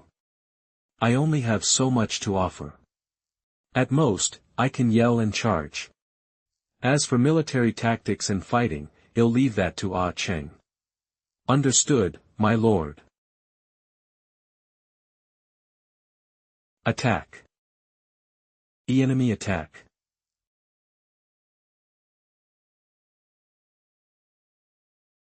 My lord, you just stay here and wait for us to kill all the gone soldiers. No, I'm going down too. Damn it, Eve wasted such a good opportunity to show off. I'm going to cut down a few people to vent my frustration. My lord, this is a yamen runner. No wonder this person's clothes looked so familiar. Turns out he's just a small constable from the yamen. A bunch of yamen runners plus a cavalry composed of other unknown components, simply a rabble. No wonder Ah Cheng directly ordered a charge. After all, dealing with these disorganized folks, a direct hurrah is all it takes. Kill, kill, kill, kill the enemy. There's even an old man on this battlefield. And he's still planning to resist. Perhaps this rabble was rallied by him. His spirit is commendable. Too lazy to watch. I'll go cut down a few more to practice. Even if one were to lament the heroes among the enemy, it would be an extended activity after the battle is over and the field is being cleared. Your subordinate obeys.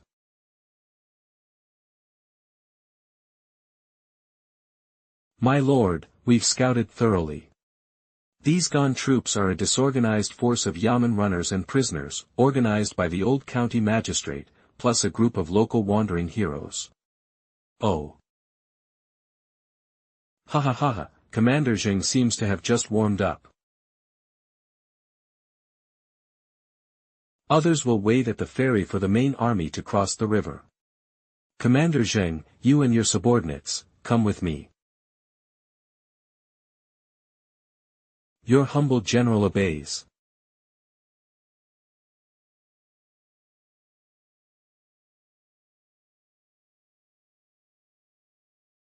Damn it, I actually ran into such a juicy target. This time, it's going to be fun. Resolve to break the formation. Life or death. My lord, are you going up? Well, since Li Fusheng brought me here, it would be inexcusable not to charge in and protect my life. Unless I want to alienate myself from Great Yen, otherwise this. If I still want to conserve my strength and not charge. Then just wait to die. Kill. Besides, if I don't stick with Great Yen now, am I going to surrender to the Gone Kingdom, which is almost beaten to a pulp?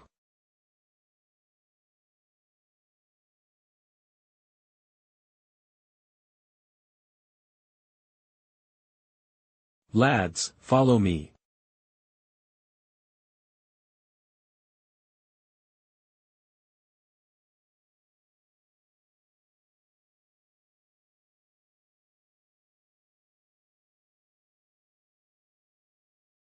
Open the city gate.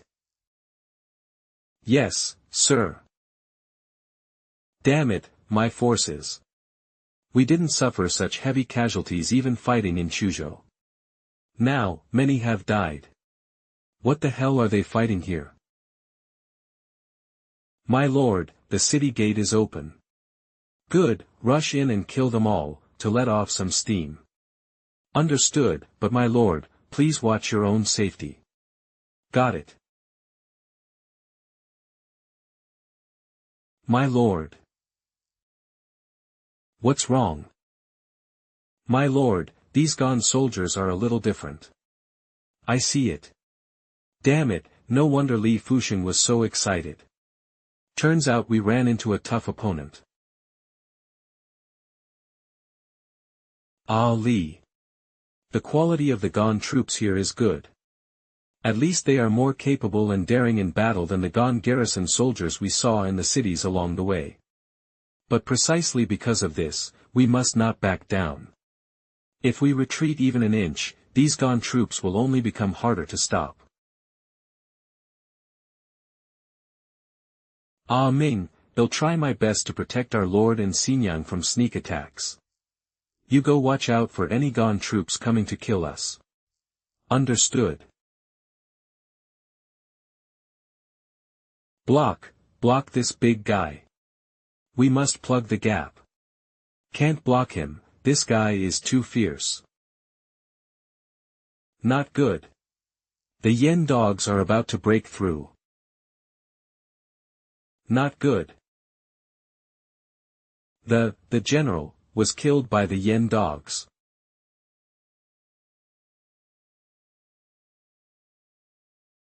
My lord, the Gone army has already fled this fortress. Li Fusheng has sent men to pursue and annihilate them. It's funny, according to the scouts' reports, there's another military camp across the river, and they were also sending troops to reinforce.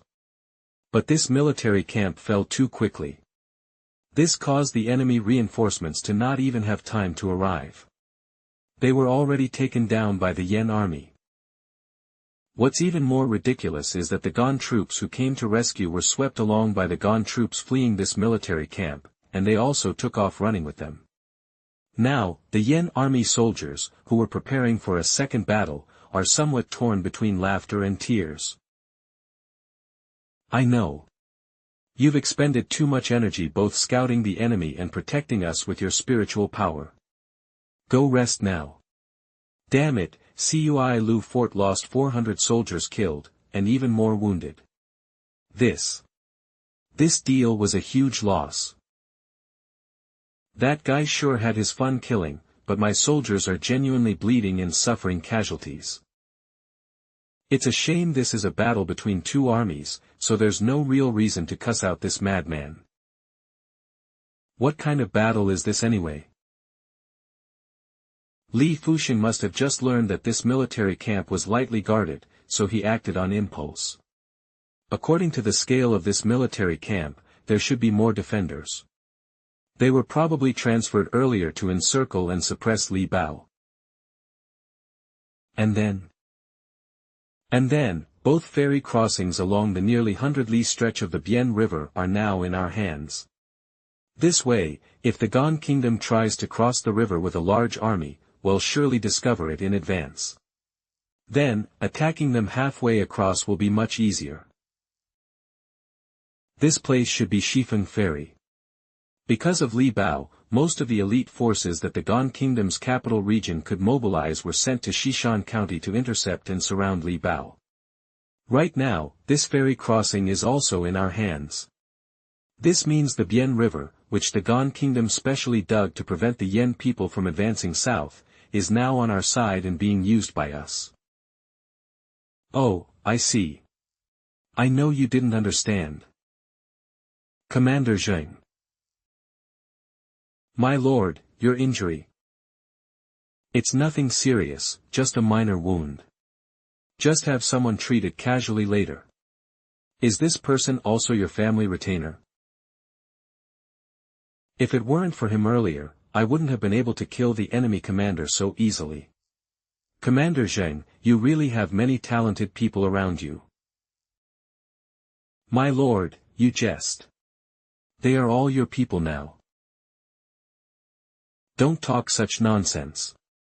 Leave 7,000 or 8,000 cavalry here to guard this fort. No matter how many Gone people come from across the river, they'll make sure they all die. If they wanted to bypass us, with their infantry running on foot, they wouldn't be able to do it in less than 3 or 4 days. That foolish leopard actually deliberately exposed a weakness to allow the Gon army to encircle him, which led to all the Gon soldiers from this military camp being deployed. Otherwise, it would have been truly difficult to take it down. This time, I owe that foolish leopard a huge favor. Commander Zheng, I said before that we should have a good chat with that Gon Kingdom official. Now, the Gon Kingdom's official and I have at least 3 days to properly. Now, I have the greatest merit to bestow upon you. If you achieve this merit, you shall be given the highest honor in this battle. I ask you, do you dare to be my messenger tonight, and deliver a letter of greeting to that Gon Kingdom official in the capital? General Li trusting his subordinate so deeply is my honor, your subordinate. I dare not. Guard Zheng, oh Guard Zheng, how did you manage to so powerfully and resoundingly shout I dare not? From the first time I met Lord was like an elder to this humble general. In front of an elder, this humble general dare not conceal or hide anything. Since the elder asked if I dared or not, then this humble general will speak his mind. This humble general dares not, but this humble general is not afraid of dying in battle. If Lord orders this humble general to fight and die on the battlefield right now, this humble general guarantees he won't even bat an eyelid. My lord's words are truly shameless enough. But this humble general doesn't want to die this way. It's an accident, and dying like that would be truly stifling. So, you chickened out? Yes, this humble general chickened out. Guard Zheng, one cannot always keep their head down in this world. Occasionally, you must raise your chest. This humble general dares not go, but we can try shooting a letter into the city with an arrow. Guard Zheng, do you know what an honor it is, what a qualification it is, to be an envoy to an enemy country's capital, right before its gates? Even 5 years from now, 10 years from now, 20 years from now, it will be the capital upon which you build your life. This humble general knows. Nonsense. The premise is that I have to come back alive. If I die, what good is a posthumous reputation? Wouldn't it be better to just lie low with the Demon King and develop quietly? Besides, Eve already accumulated so many merits, why risk it now? A few days ago, I told you that you needed to cultivate killing intent to advance, but do you know where killing intent is cultivated from? A true man holds his blade and stands firm between heaven and earth, striking in all 4 directions. That is true killing intent. Your mindset is still too cautious and timid. Perhaps this is the problem all you intelligent people have, too cautious, overly cautious. The reason I'm sending you is, first, you're the smartest one in my army, and your words are very pleasing to the ear.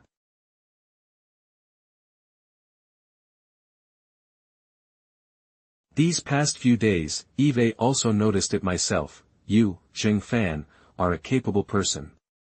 Don't laugh, but if you asked me to lead these lads to kill, none of them have the guts.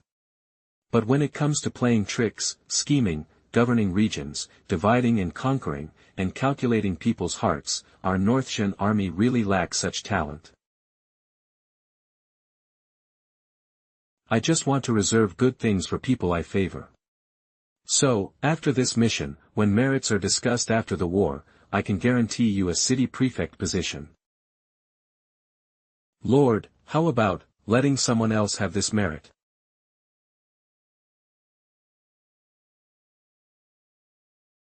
Zheng Fan, garrison commander of Cui Lu Fort, heed my order. I command you to depart tonight as an envoy to the Qian Kingdom's capital, Shangjing, to deliver a written document. This humble general obeys. Don't worry, before you go, they'll have you shout below the walls of Shangjing.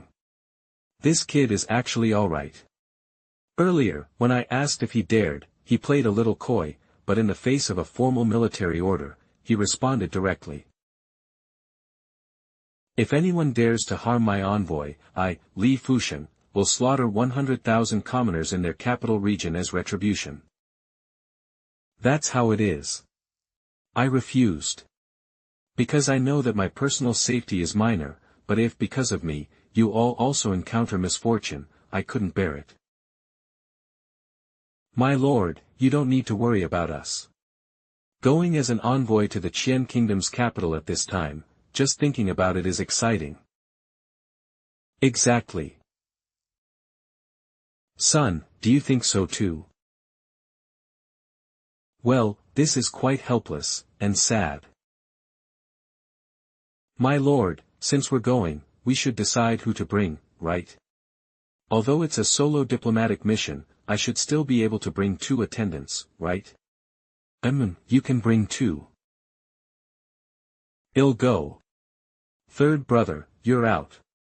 You'd disgrace the nation. I've been studying a lot about the Qian Kingdom's court recently.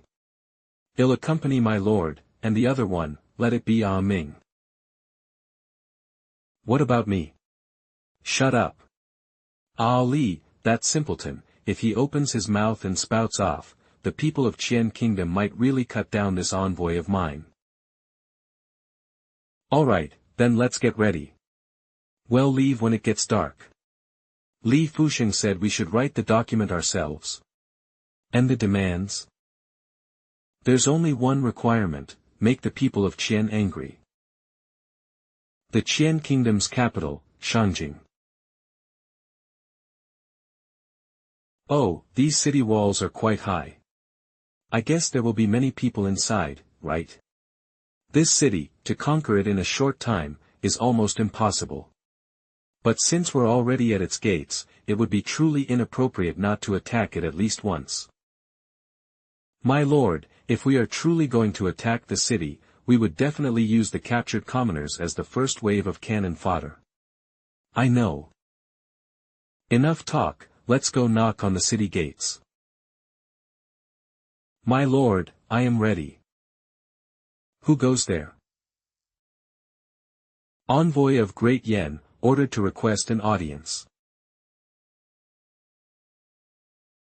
Ugh, same old routine. My lord, it seems you're no stranger to this. I tried it once before, when I delivered the message to the Yen Emperor on behalf of Marquis Jingnan.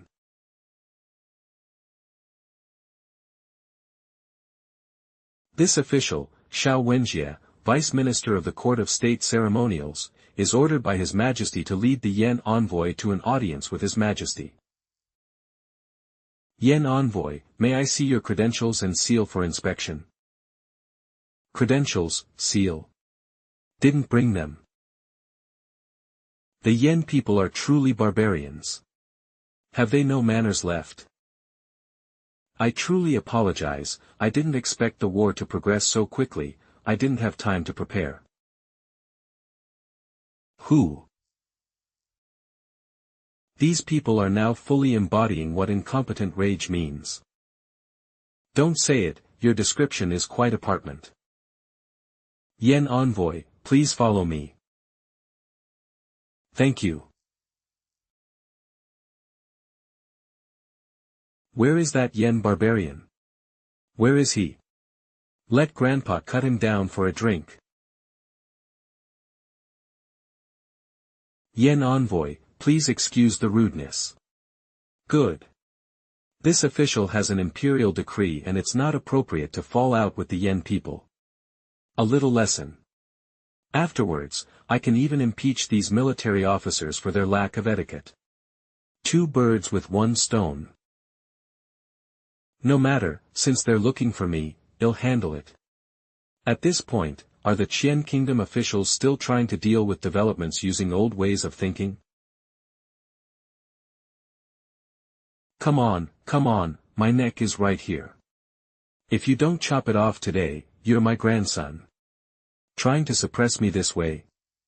The Yen army is already outside your capital, who would be scared of your bluster now? Yen dog. Young general, please don't be impulsive, don't be impulsive. Don't stop me, I'm going to cut off this yen dog's head. General Zhu, His Majesty has decreed an audience with the yen envoy. Withdraw now. General Zhu. I just tied up a Zhu Dongqing earlier, and now another Zhu has appeared. Are they related? My lord, if I'm not mistaken, this person should be from the Zhu family of the southeast. Zhu Dongqing, the eldest son of the Zhu family, is being held in our army, but Zhu Zuming's second son was sent to Shangjing as a forbidden army commander a long time ago, somewhat like a hostage. His current agitation is likely because he believes his brother has already died at the hands of our army. Heh, so he's here for revenge. I understand. Is this, young General Zhu? You dog of Yen. You killed my elder brother. Today, I, Zhu Dongling, and the Zhu family will be sworn enemies with you. General, calm down. Calm down. Little General Zhu, I think there might be some misunderstanding between us. Your brother and I hit it off instantly and soon became sworn brothers. Logically, I should also be your elder. My big brother isn't dead. He's not dead. Your brother is naturally unharmed. My Marquis also greatly admires him, saying he often discusses military training methods with your brother's military tactics, these military tactics. My Marquis also said that the Zhu family's military training methods are unmatched in this world, truly befitting a pillar of the southeast. Tich, Qian Guo wants to use their ancestral home to throw a warning at me. Then don't blame me for laying on some sugary flattery to mess with their heads. Imperial guards, heed my command. The Emperor has ordered the Yen envoy to be granted an audience. Anyone who dares to obstruct them shall be executed without mercy. Damn it, if these words from the Yen people get out, it will definitely damage the Zhu family's prestige. I must leave here immediately.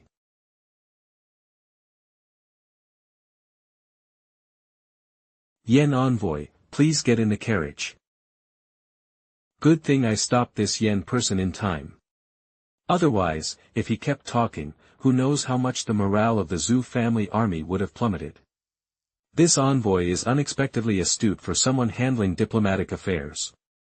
He's a tough one to deal with.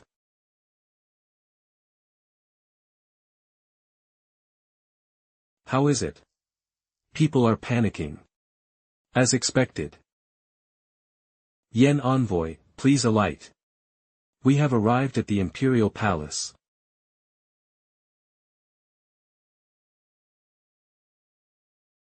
Yen envoy, your attendants will be waiting for you with some refreshments. Alright, let's go. Damn it, without Blindy, it feels like going into an exam and realizing I forgot my cheat sheet.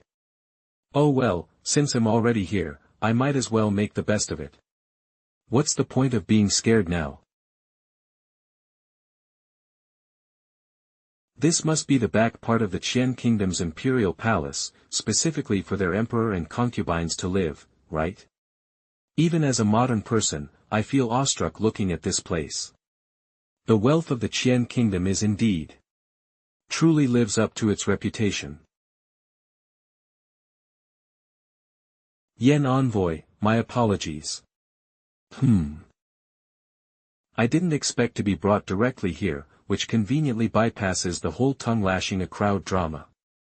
It saves a lot of trouble. It's almost like a security check.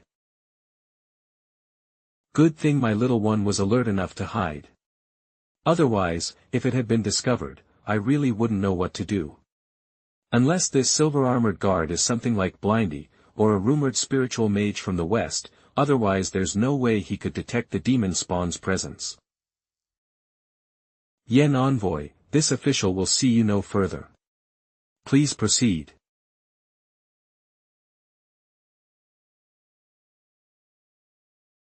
I didn't expect this study to be so warm in the middle of winter. The Qian Emperor must be quite extravagant. Hurry up and come in, close the door. Don't let the cold wind in. Your humble envoy Zheng Fan pays respects to His Majesty, the Emperor of the Qian Kingdom. Rise. There's food and drink here. If you're thirsty or hungry, help yourself. Thank you, Emperor Qian. Titch, I might as well eat it. I don't care what you say about me. Anyway, I'm a country bumpkin in the city, I don't care if you laugh. Eating is what truly matters, what's a bit of face worth anyway? Is there a shortage of food in your yen army? Look how hungry you are. That's not right. Logically, after fighting all this way, there should be plenty of captured provisions. There shouldn't be a shortage of food.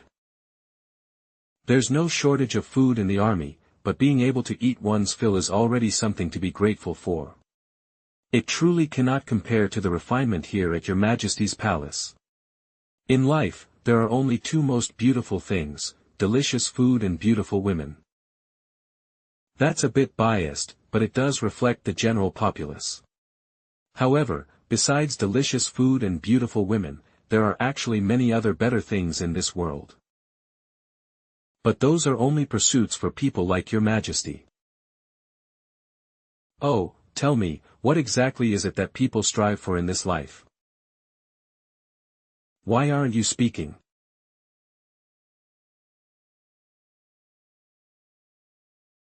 In this world, many people can only think about what they'll eat tomorrow, but they can't think this deeply. Oh, I see, you mean him deliberately talking about these trivial things with you? Yes. Titch, look at your current attire, you're a bit too relaxed. And I came here to provoke you all. Since I haven't seen those officials yet, they'll have to start with you, won't I? Still, I need to be careful with my words, lest this guy gets angry and lops off my head. I'm actually always like this every day, it's not specially prepared for you. The Yen Emperor is diligent and hardworking. Unlike Your Majesty, this is truly how an emperor lives. Have you ever thought about it? I don't want to. You really don't want to? I really don't want to. Why? Because there aren't many days left. Ha ha ha. Ha ha ha. Why don't you ask me why I laughed earlier? Your Majesty is trying to cover up your lapse. If your humble minister were to ask again, wouldn't I be exposing Your Majesty's shortcomings? Interesting. You, envoy from Yen, are truly something. Countless foreign envoys come to the capital every year, and I've seen many, but you are the first one who is this interesting. Actually, this humble minister didn't intend to come either, but there was nothing we could do. No one expected the fighting to reach the capital itself. The official envoy didn't have time to come, so this humble soldier, a mere commoner, had to be pushed into greeting Your Majesty. 30, I've heard of you. Was it you, this little guy, who fought in Mianzhou City last time? And that phrase was here, did you write that too? That truly is fate. Yes, it is fate. Your surname is Zheng, isn't it? In Yen, what official position do you hold? Garrison Commander of Tsuelio Fortress, Inlang Commandery. I've heard of you. Wasn't it you, little rascal, who attacked Mianzhou City last time? And that I was here note, was that also written by you? You're the one who took Prince Fuss Head, aren't you? Can't one Prince Fuss Head get you promoted? How are you still just a garrison commander? Prince Fuss Head isn't worth much. You want this? I'm very curious, my head. If you were to take it, what military merit could you exchange it for in Qian? A marquisate. That's truly valuable. I know that in your Yen country, a marquis is the highest non-imperial title, right? Without martial arts, I'm just a useless person. Why don't you come and take it? Stop looking. Aside from the woman you saw when you first came in, there's no one else hiding nearby. I deliberately sent away those officials and met with you alone. That woman is merely a 9th-rank martial artist. The reason she's by my side is because I think she's attractive. But if I kill you, I won't be able to leave this city either. Ha ha ha, interesting. Interesting. So, you won't kill me then? I thought you Yen people weren't afraid of death. Are you really from Yen? Since your majesty invited this humble minister for a meal, how could I possibly do such a thing? Titch, you say you're useless, so you're useless. You say that woman outside is just a 9th-rank pretty face, so she's just a 9th-rank pretty face. Alright, let's get down to business, right here.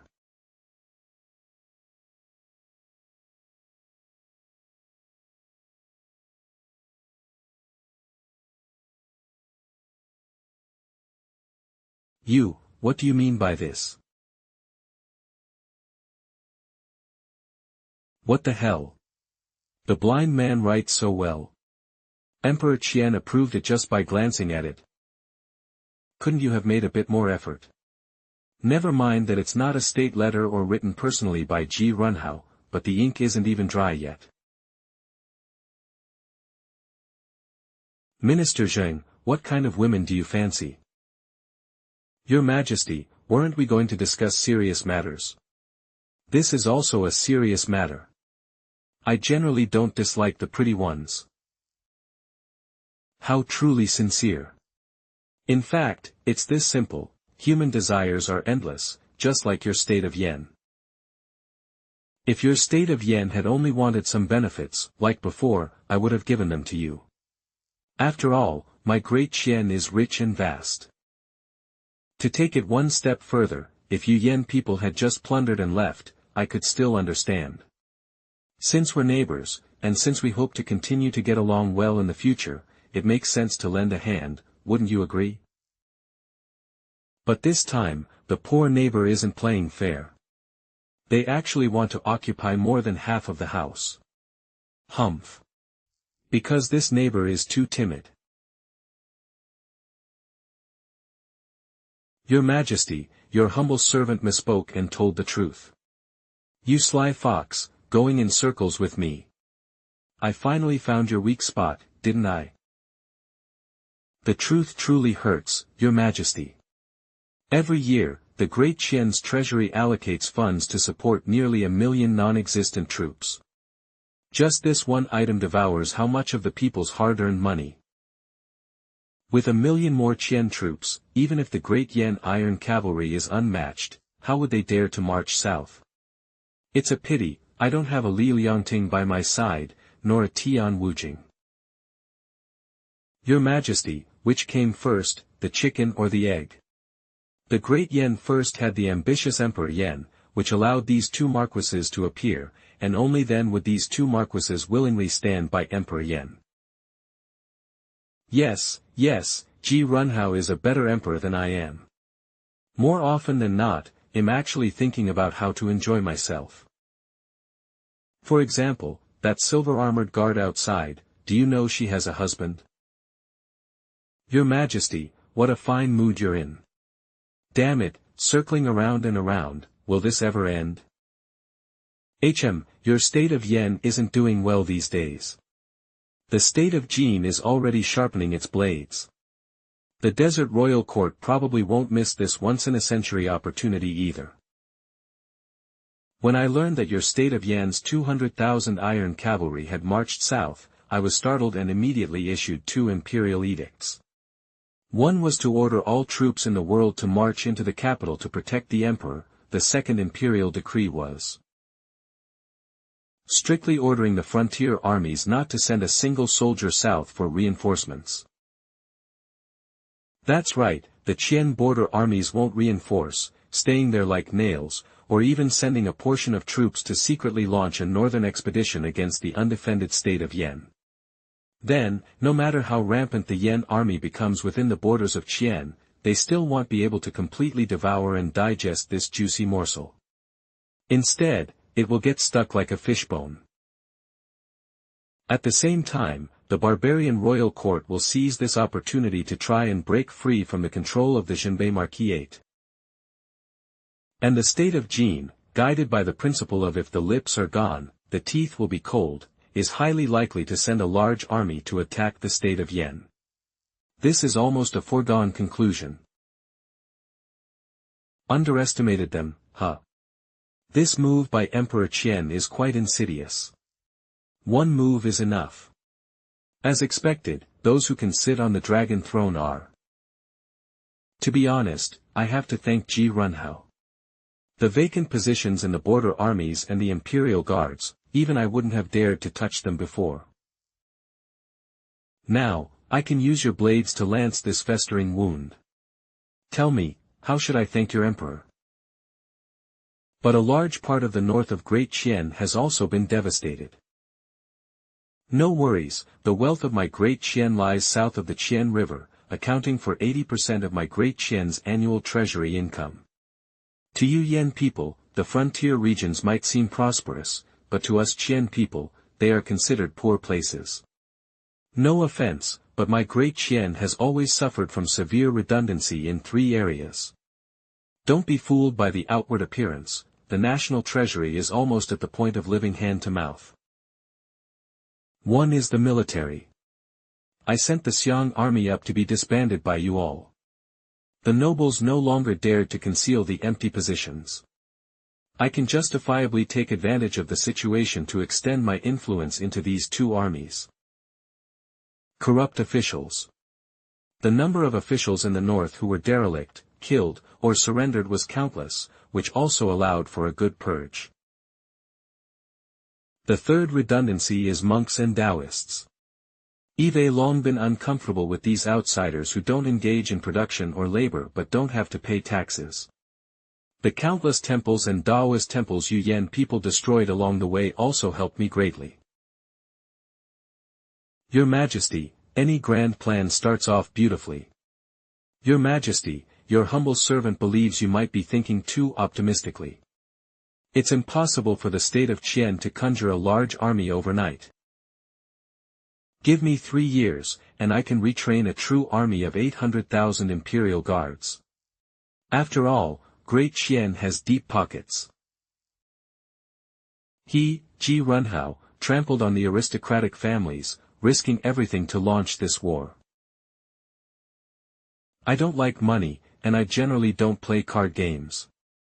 But I understand one truth, the more you want to win, the greater the chance you have of losing. My family has a strong foundation. I can lose once, twice, 3 times, I can lose many times. But he, Ji Runhao, can't afford to lose. Not even once.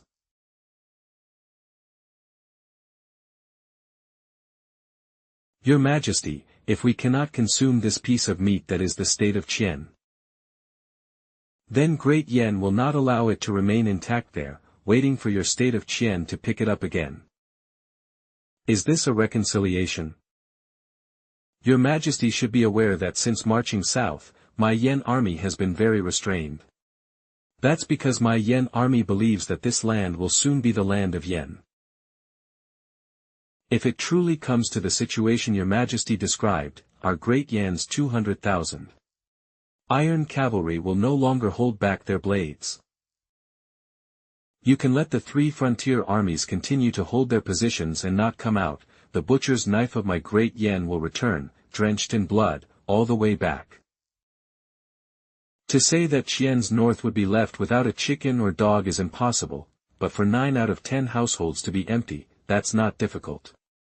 Even if Qian possesses the wealth of Jiangnan, facing a thoroughly devastated north, it wouldn't be easy, would it? I can accept that. What about the state of Chu? Faced with a state of Qian that has been severely weakened, will Chu continue to remain indifferent? Alright, you're starting to sound like an envoy. But do you know what your problem is? Your humble servant does not. Your problem is you're taking too much for granted. The king of Chu is old, bedridden for a year. The 4 princes of Chu each have their own fiefdoms and armies. Do you think the current state of Chu is still capable of sending troops abroad? Of course, if you Yan people truly return after a massacre, completely laying waste to several northern prefectures of my great Qian, I would indeed be very distressed. However, it might not be a bad thing. Sometimes, it's truly difficult to make everyone, from court officials to common people, hate something. Now, you Yan people can do as you please. I can calmly consolidate the hearts of the people afterwards and then raise the slogan of a northern expedition. Perhaps it's detrimental to the nation, but for the dragon throne, it's beneficial. Your humble servant has been enlightened. It's strange, perhaps it's rare to meet someone with such a compatible temperament, who can be so unrestrained in front of me. So, today's conversation is inevitably a bit longer. Minister Zheng, how about this? You can stay in my state of Qian, and I will grant you a bright future. Minister Zheng, have you agreed? Your humble servant is just a bit dizzy, almost thought that at this moment, it was the great Qian army at the gates of Yanjing, not our Yan army at the gates of Shangjing. Just playing along. You really think you're some kind of Zhuge-level prodigy? Everything I told you before. Was any of it wrong? Tomorrow, your Yan army can attack the city if you wish. See if this city of Shangjing is something you can bite off. Just wait and see. When the barbarians and the Jin army invade your Yan territory, what will your state of Yan do then? Heaven's mandate is not with Yan. Your Majesty, wars are fought with blades, one strike at a time, not by sitting in this warm room, reclining on this soft carpet, and talking endlessly. No matter how much your Majesty says, it cannot change the fact that my great Yan army is already outside your capital, Shangjing. To say nothing else, if at this moment someone were to conspire with the Yan army from inside, Shangjing might very well fall. If that were to happen, your Majesty, what would be the point of everything you said to your humble servant earlier? Are you mocking me? Your humble servant wouldn't dare. The situation your Majesty just described, your humble servant is actually unsure how to resolve it. But there's one thing your humble servant is very clear about: no matter how much is said or how pleasant it sounds, it cannot withstand the sharpness of a saber. Your humble servant has only recently learned to fight, and has been on the battlefield quite a few times, so your humble servant understands one truth even better.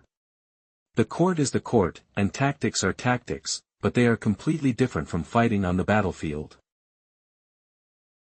Your Majesty, your humble servant has said all that needs to be said.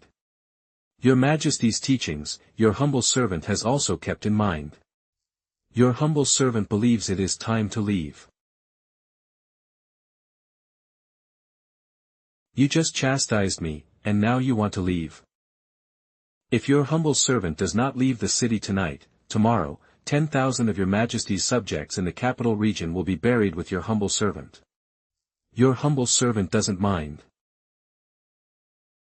Don't worry, in war, we don't kill envoys. I will let you go, and I need you to deliver a message for me. An oral decree back. I will settle the previous score with Ji Runhao, one by one, in the future. Your humble servant takes his leave. After living in Green Willow Fort for so long, the living conditions have really deteriorated a lot. Tiger Head City was great, you could even soak in hot springs at night. I wonder when these days of hardship will end. Qian's 3 frontier armies haven't marched south, and the barbarians and the state of Jin are still stirring. I just hope it doesn't end up like what Emperor Qian said, with Great Yan being finished first. I heard that all Yen people are skilled at riding and archery. This envoy is also skilled in horsemanship and archery. If there's a chance in the future, we can try and spar. By then, young lady, you will know that what this envoy said was not false. There's lust in your eyes. Young lady, you've misjudged. Will the Yen people attack the city tomorrow? I don't know. Probably, they'll just put on a show. It's so cold, everyone needs to find something to do, to exercise their muscles and bones, right? Otherwise, they might catch a cold. Envoy, you'll also be participating in the city attack tomorrow, won't you? Then tomorrow, they'll compete with you. Even if the Yen army can't enter the city, I can still find you, envoy. Young lady, why are you so concerned about me?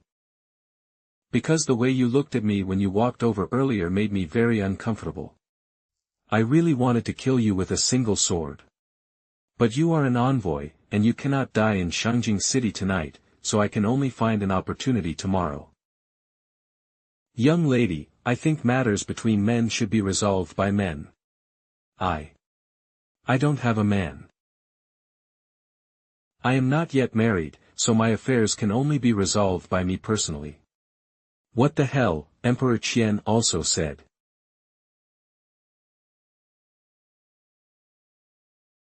I remember your esteemed envoy's name is Jing Fan. Damn it, this is a highly skilled job. That old geezer Emperor Qian still claims this is a 9th grade martial artist. I'm an 8th grade martial artist. And I can't even do this. I think, What widows, what heads, what indescribably wonderful things, Emperor Qian, you old scoundrel. My name is Bailey Xianlan. Bailey Jian is my elder brother. In that case, we'll see each other tomorrow. You said you sensed the final wail of those 3 swords on him. Did that fool Yuan Zhenxing die by his hand? Call me uncle, and these candied hawthorns will all be yours. That fool loved to coax me into calling him uncle when I was little. After I called him that, he'd laugh like an idiot, thinking he'd gotten a huge bargain from my brother. Just like that fool, he's gone. What the hell, Bailey Jian's own sister, one of the 4 sword masters, wants to kill me. Bailey Jian shouldn't be weaker than Shatu Acacia, right? No matter how weak her sister is, if she can guard the door for Emperor Qian, she certainly can't be that weak, right? The Qian people's dishes are really good. My lord, how is it? Something's wrong. What are you laughing at? How many of her sword strikes can you block? My lord, it's simple. Just don't go out alone.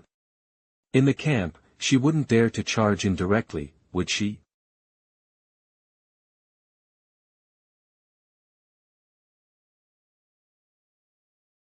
Assassin.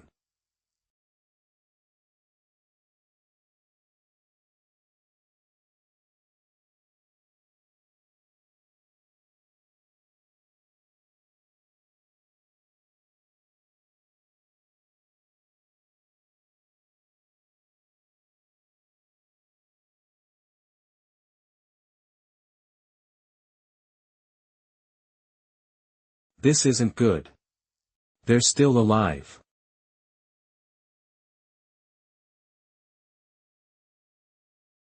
My lord, use the demonic orb. Understood.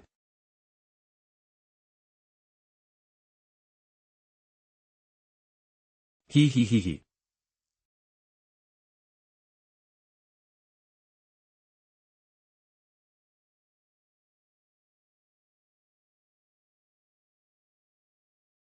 Left or right?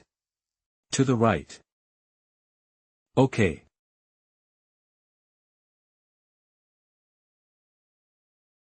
Blind man, let me see what you've got. Okay. That blind man is strange, kill him first.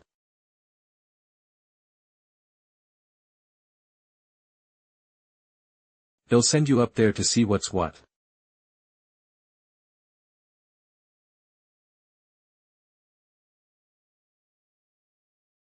This must be the first time the demonic orb has been used since my lord ascended to 8th rank, right? A true favored son is always different.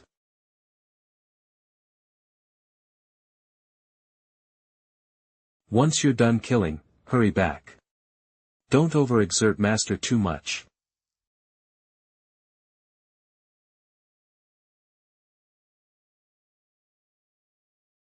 Cough, cough, cough. Are you alright now? I'm fine now, master. Possessed by the demonic orb, it felt like running a long race in winter. My lungs felt a tearing pain, and my throat tasted sweet. If it had dragged on any longer, I probably would have been bedridden for a few more months. Thump thump thump.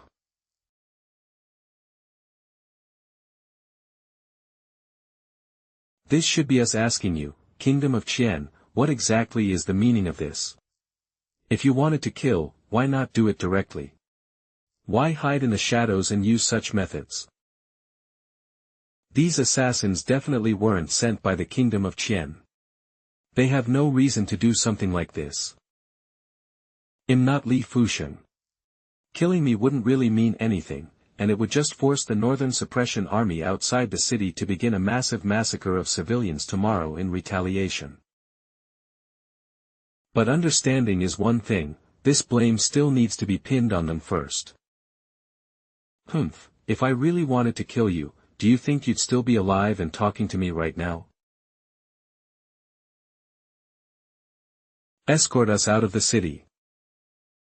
No, the matter hasn't been investigated thoroughly yet. If I don't return to camp today, tomorrow, 100,000 Qian citizens will die because of your decision, General. You escort the Yen envoy out of the city. Yes, sir. Yen envoy, I look forward to the day we meet again on the battlefield. Don't put it off. How about today? Open the city gates right now, and we can have a real fight, with real swords and spears. Talking tough behind someone's back isn't what a real man does. You all saw it. That Yen dog is going too far, insulting the men of our great Qian as spineless. All soldiers, listen to my command. Execute that Yen dog on the spot.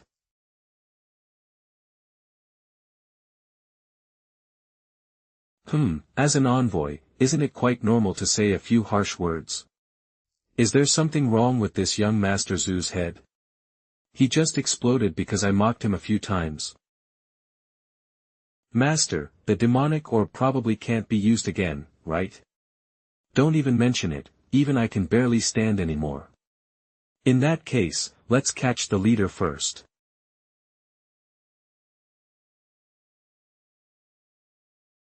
Is that Bailey Xianglin's sword? By His Majesty's decree, let the Yen envoy leave the city. As you command. My lord, who is this woman? Bailey Jian's younger sister, Bailey Xianglan. Oh, so it's her. Rumor has it that she's the Qian Emperor's. But according to our scouts' reports, she was merely recognized by the Qian Emperor as his adopted daughter and kept by his side. Yes, merely recognized as his adopted daughter. Damn it, I almost believed that old bastard Qian Emperor's bullshit just now, thinking she was a widow catering to his Chow Chow-like perversions. First assassins, then people who were supposed to rescue me trying to kill me, and now the person who said they'd kill me tomorrow. The world truly is interesting. Thank you for saving me, young lady. Earlier in the palace, due to some misunderstanding, I offended you greatly. Please forgive me. Tomorrow, I'll be waiting for you. Right, still wants to kill me. Young lady, I feel a bit unwell tonight. I might have caught a cold, so I probably won't be able to leave the camp tomorrow. A dignified Yen general, an envoy of a nation, and a person who has repeatedly achieved military success on the Yenqian battlefield, can actually be this shameless? General Zheng, there will always be a chance. Blind man, we're never doing this kind of thing again. I haven't had enough fun with my own life yet. My lord, let's take it slowly. The Qian emperor said, not a single soldier is allowed to go south. Perhaps he really could strangle Yen. After all, Yue lived in Yen for so long. Both Little Six and Marquis Jingnan, Marquis Zhenbei, have been very good to me. To end it just as it's begun would be too lamentable. Now that many soldiers at Green Willow Fort have been lost, I'm still waiting to develop peacefully after the war. But, can the people of Yen truly overcome this obstacle? Your Majesty, the assassination was carried out by assassins from Chu hidden within the capital.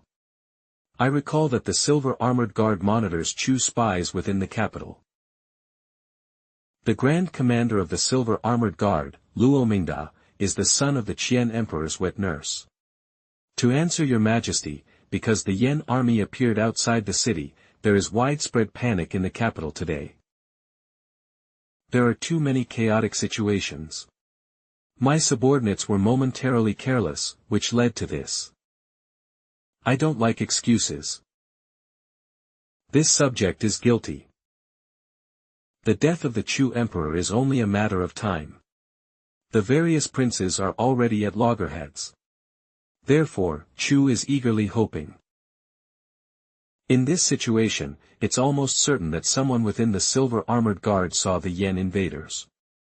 So they developed other intentions and even began secretly communicating with Chu. My foster brother. Your Majesty. Mingda is terrified. My foster brother, there are truly not many people I can trust right now. The Yen people cannot break into the capital. However, the Silver Armored Guard has also become less effective over the years. It's time for a purge. Go, attend to your duties. This subject takes his leave. Miss Xianlan. Your Majesty, the Yen envoy has already left the city, but Zudong Ling. That Yen person surnamed Zheng is quite interesting. As for Zudong Ling, that second son of his appears reckless, but his mind is actually very meticulous. That kid, Zudong Cheng, must have been captured by the Yen people. This is the only way Zudong Ling can show me his Zhu family stance. What a pity those Chu assassins couldn't kill the Yen envoy. I was hoping to use this opportunity to give Chu a sense of reassurance, allowing them to contend for the throne peacefully amongst themselves. Your Majesty, you should have let me handle it. No need. Some things can be done by going with the flow, but if it's too deliberate, it's bound to be noticed. If the Yen envoy dies, the opposing Yen general is already a madman. He'll surely raise his butcher's knife. These debts, I absolutely cannot bear them. Am I not a benevolent ruler who loves his people? Tomorrow, you don't need to leave the city. Just stay by my side and protect me. If the Yen people attack the city tomorrow, I still need to go to the city wall. That's too dangerous, Your Majesty. So you must guard me. I don't want to die for nothing. These are the petitions for forgiveness from Ministers Han, Fu, and Sima. Keep Minister Han's for now. The other two petitions are granted. Let's use this opportunity to remove those troublesome old geezers. Things will be much smoother from now on. Your Majesty, you shouldn't be saying these things to me. It's fine to say them. The Emperor is a lonely figure. Sometimes, I can't even find someone to talk to. Understood. I am not a person, but a sword. Yen Army Camp. Sir, that's the situation. What should we do now? If the three borders of the Qian kingdom hold firm and don't come out, then the strategic objective of the Great Yen cannot be achieved. No matter how far we advance, we are ultimately in isolated territory. Firstly, we can't effectively defend ourselves. Secondly, we can't resupply from Yan's own territory. Most importantly, the royal court and Jin kingdom should have already started their move. Damn it.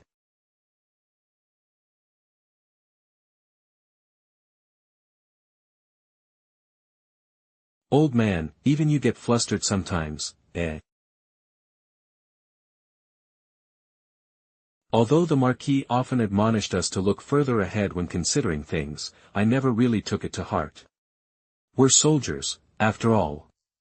Knowing how to kill and win battles is enough. Just do your part, and let the rest take care of itself. Less than 31. Actually, Li Bao and I are quite similar. He's also a simple-minded fellow. Actually, Li Bao is pretty much like me. He's also a brainless guy. What you said earlier, just tell it to me. This subordinate understands. Commander Zheng, what do you think of this capital city of Shangjing? Just tell me how you feel. It's very large, and it must be extremely bustling. Yes, our Chumen city, including Nanwang city, is like a pinky finger compared to it. Such a huge city is even more appealing than a steamed bun. Does Commander Zheng have children? No. It's good to have children early. In our Jinbei army, everyone has children quite early. Because fathers often die and sons take over, brothers die and younger ones succeed. Once a woman gets pregnant, she dares to die in the desert without worry. But truthfully, this kind of life isn't actually good. However, we northerners don't feel there's anything wrong with this kind of life. What's the point of this old comrade Li talking to me about this? But then again, as a transmigrator, I only have a slight sense of belonging to the Yen kingdom. Even after hearing Emperor Qian's orders, I still felt a heavy weight in my heart. So there's no need to mention Li Fusheng, a veteran general who is a true Yen citizen. Official Zhao is right. The Qian kingdom is vast and rich. My great Yen is indeed a bit desolate. But honestly, even if things are truly as official Zhao said, what of it? The men of Great Yen have only lived a slightly more comfortable life in recent years, but their fighting spirit hasn't been lost. I also want to see how many of their barbarians, Jin people, and Qian people will be buried with them if I sacrifice both the northern and southern armies of Great Yen. How many of his barbarians, his Jin people, and his Qian people will have to be buried with him as sacrifices? With such a magnificent city right in front of me, if I don't go and take a shot at it, I'll really feel uncomfortable. Damn it, who cares about the bigger picture, who cares about the future? I'll have my fun first, then we'll see. Tomorrow, I'm attacking the city.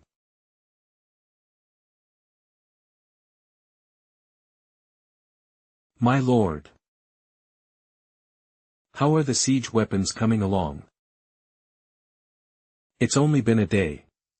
Even though many Qian people were conscripted and driven to do hard labor, only some scaling ladders have been made. However, we did collect some weapons left behind by the Qian army. Alright, I understand. You can go rest now too.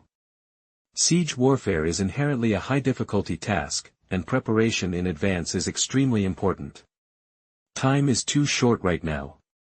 There's simply no time to prepare many of the tools that could be used in a siege. Perhaps, as Li Fusheng said earlier, we know there won't be any results, but we're just fighting for the sake of fighting. After all, even a dog, when it runs to a strange place, knows to pee to mark its territory. My lord, please rest. It's almost dawn. Alright, understood.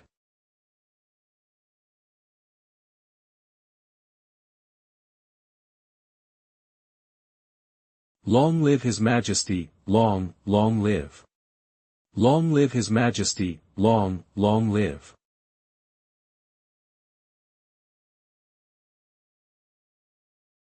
Old Comrade Li's demeanor isn't right. The Emperor himself has appeared, how could he be so calm? This feeling is like a pet dog whose balls have been cut off. General, Shangjing City is surrounded by a moat, which is unfavorable for our cavalry charge. We charge. If you capture Shangjing City and are lucky enough to survive, it'll spare your lives.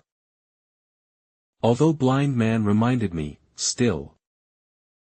Using the lives of the Qian people to fill the moat of Shangjing and consume the Qian people's defensive supplies, Li Fusheng's move is quite vicious. The Yen people are actually using our great Qian common people to attack the city. Shameless Yen dogs. Fire. Fire arrows.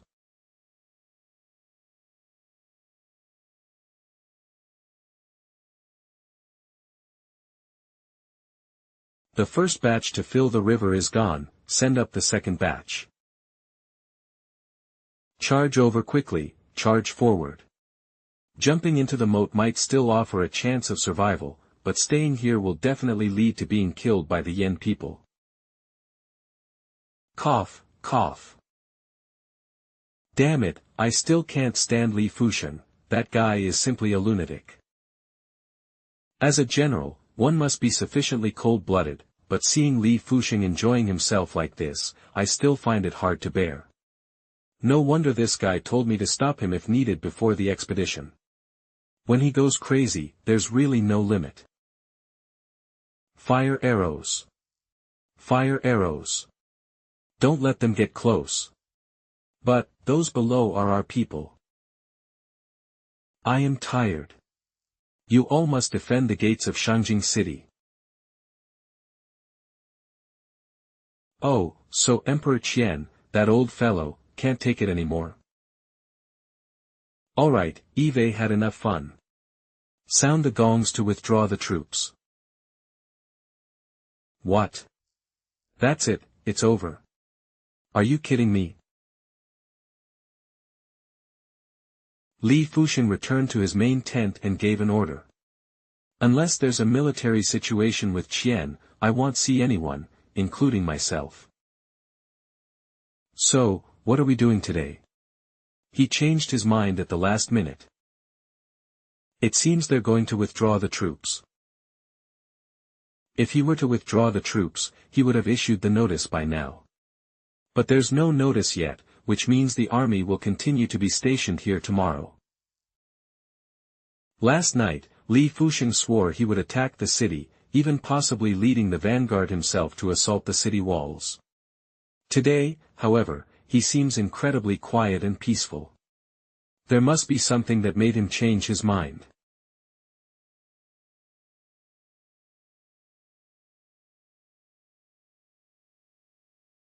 I'm the one who's looking for you, so why do I still have to come to your tent?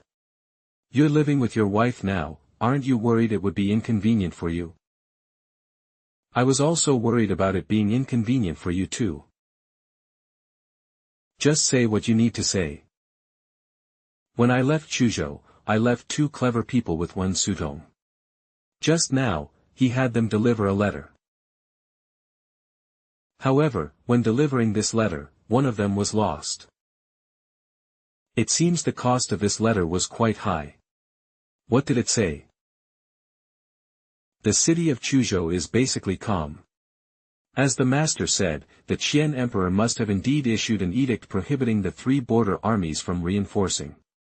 So Chuzhou city is still in our hands, and Wen Sutong and the others are still firmly acting as puppet troops.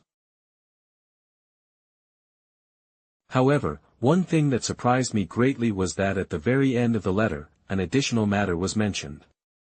Wen Sutong had sent people to contact the surrounding areas to persuade the defenders of other cities in Chuzhou Prefecture to surrender, but the effect was minimal. Too far away. After all, the Qian kingdom's three border armies haven't returned yet.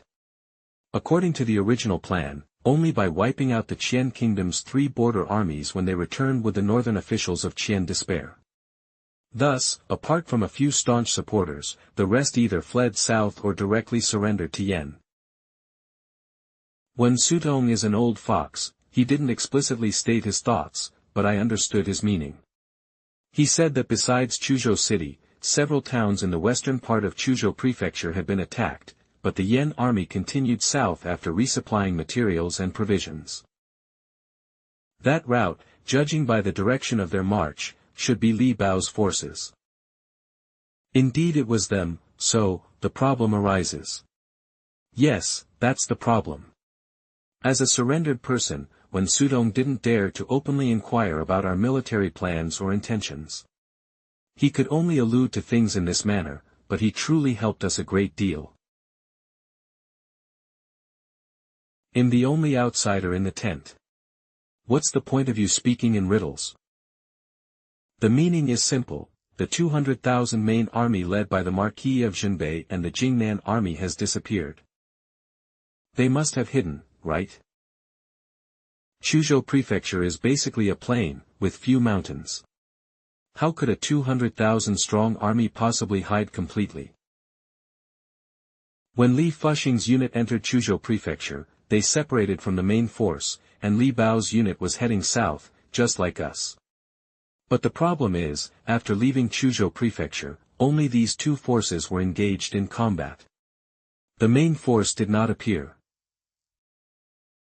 But a 200,000 strong army, with people and horses consuming supplies, the daily expenditure of grain and fodder is an astronomical figure.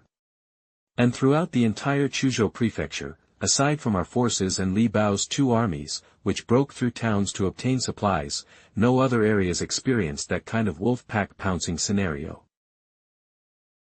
Interesting. The Qian emperor saw through Great Yan's scheme early on, so he issued an edict from the beginning prohibiting a single soldier from the three borders from moving south, intending to use this method to trap Yan's cavalry corps. But in the end, from beginning to end, only Li Fuxing's half-Shan army plus Li Bao's half-Shan army, perhaps only about 60,000 cavalry in total, were fighting. However, the 200,000 elite cavalry led by the Marquis of Zhenbei and the Marquis of Jingnan disappeared. Yanqian border line. Old Liang, if we keep fighting like this, all our meager assets will be gone. Who's to say it isn't? Decades of hard work, finally accumulating these family assets. I had originally thought that with His Majesty's grand southward advance, we could roll a few more snowballs.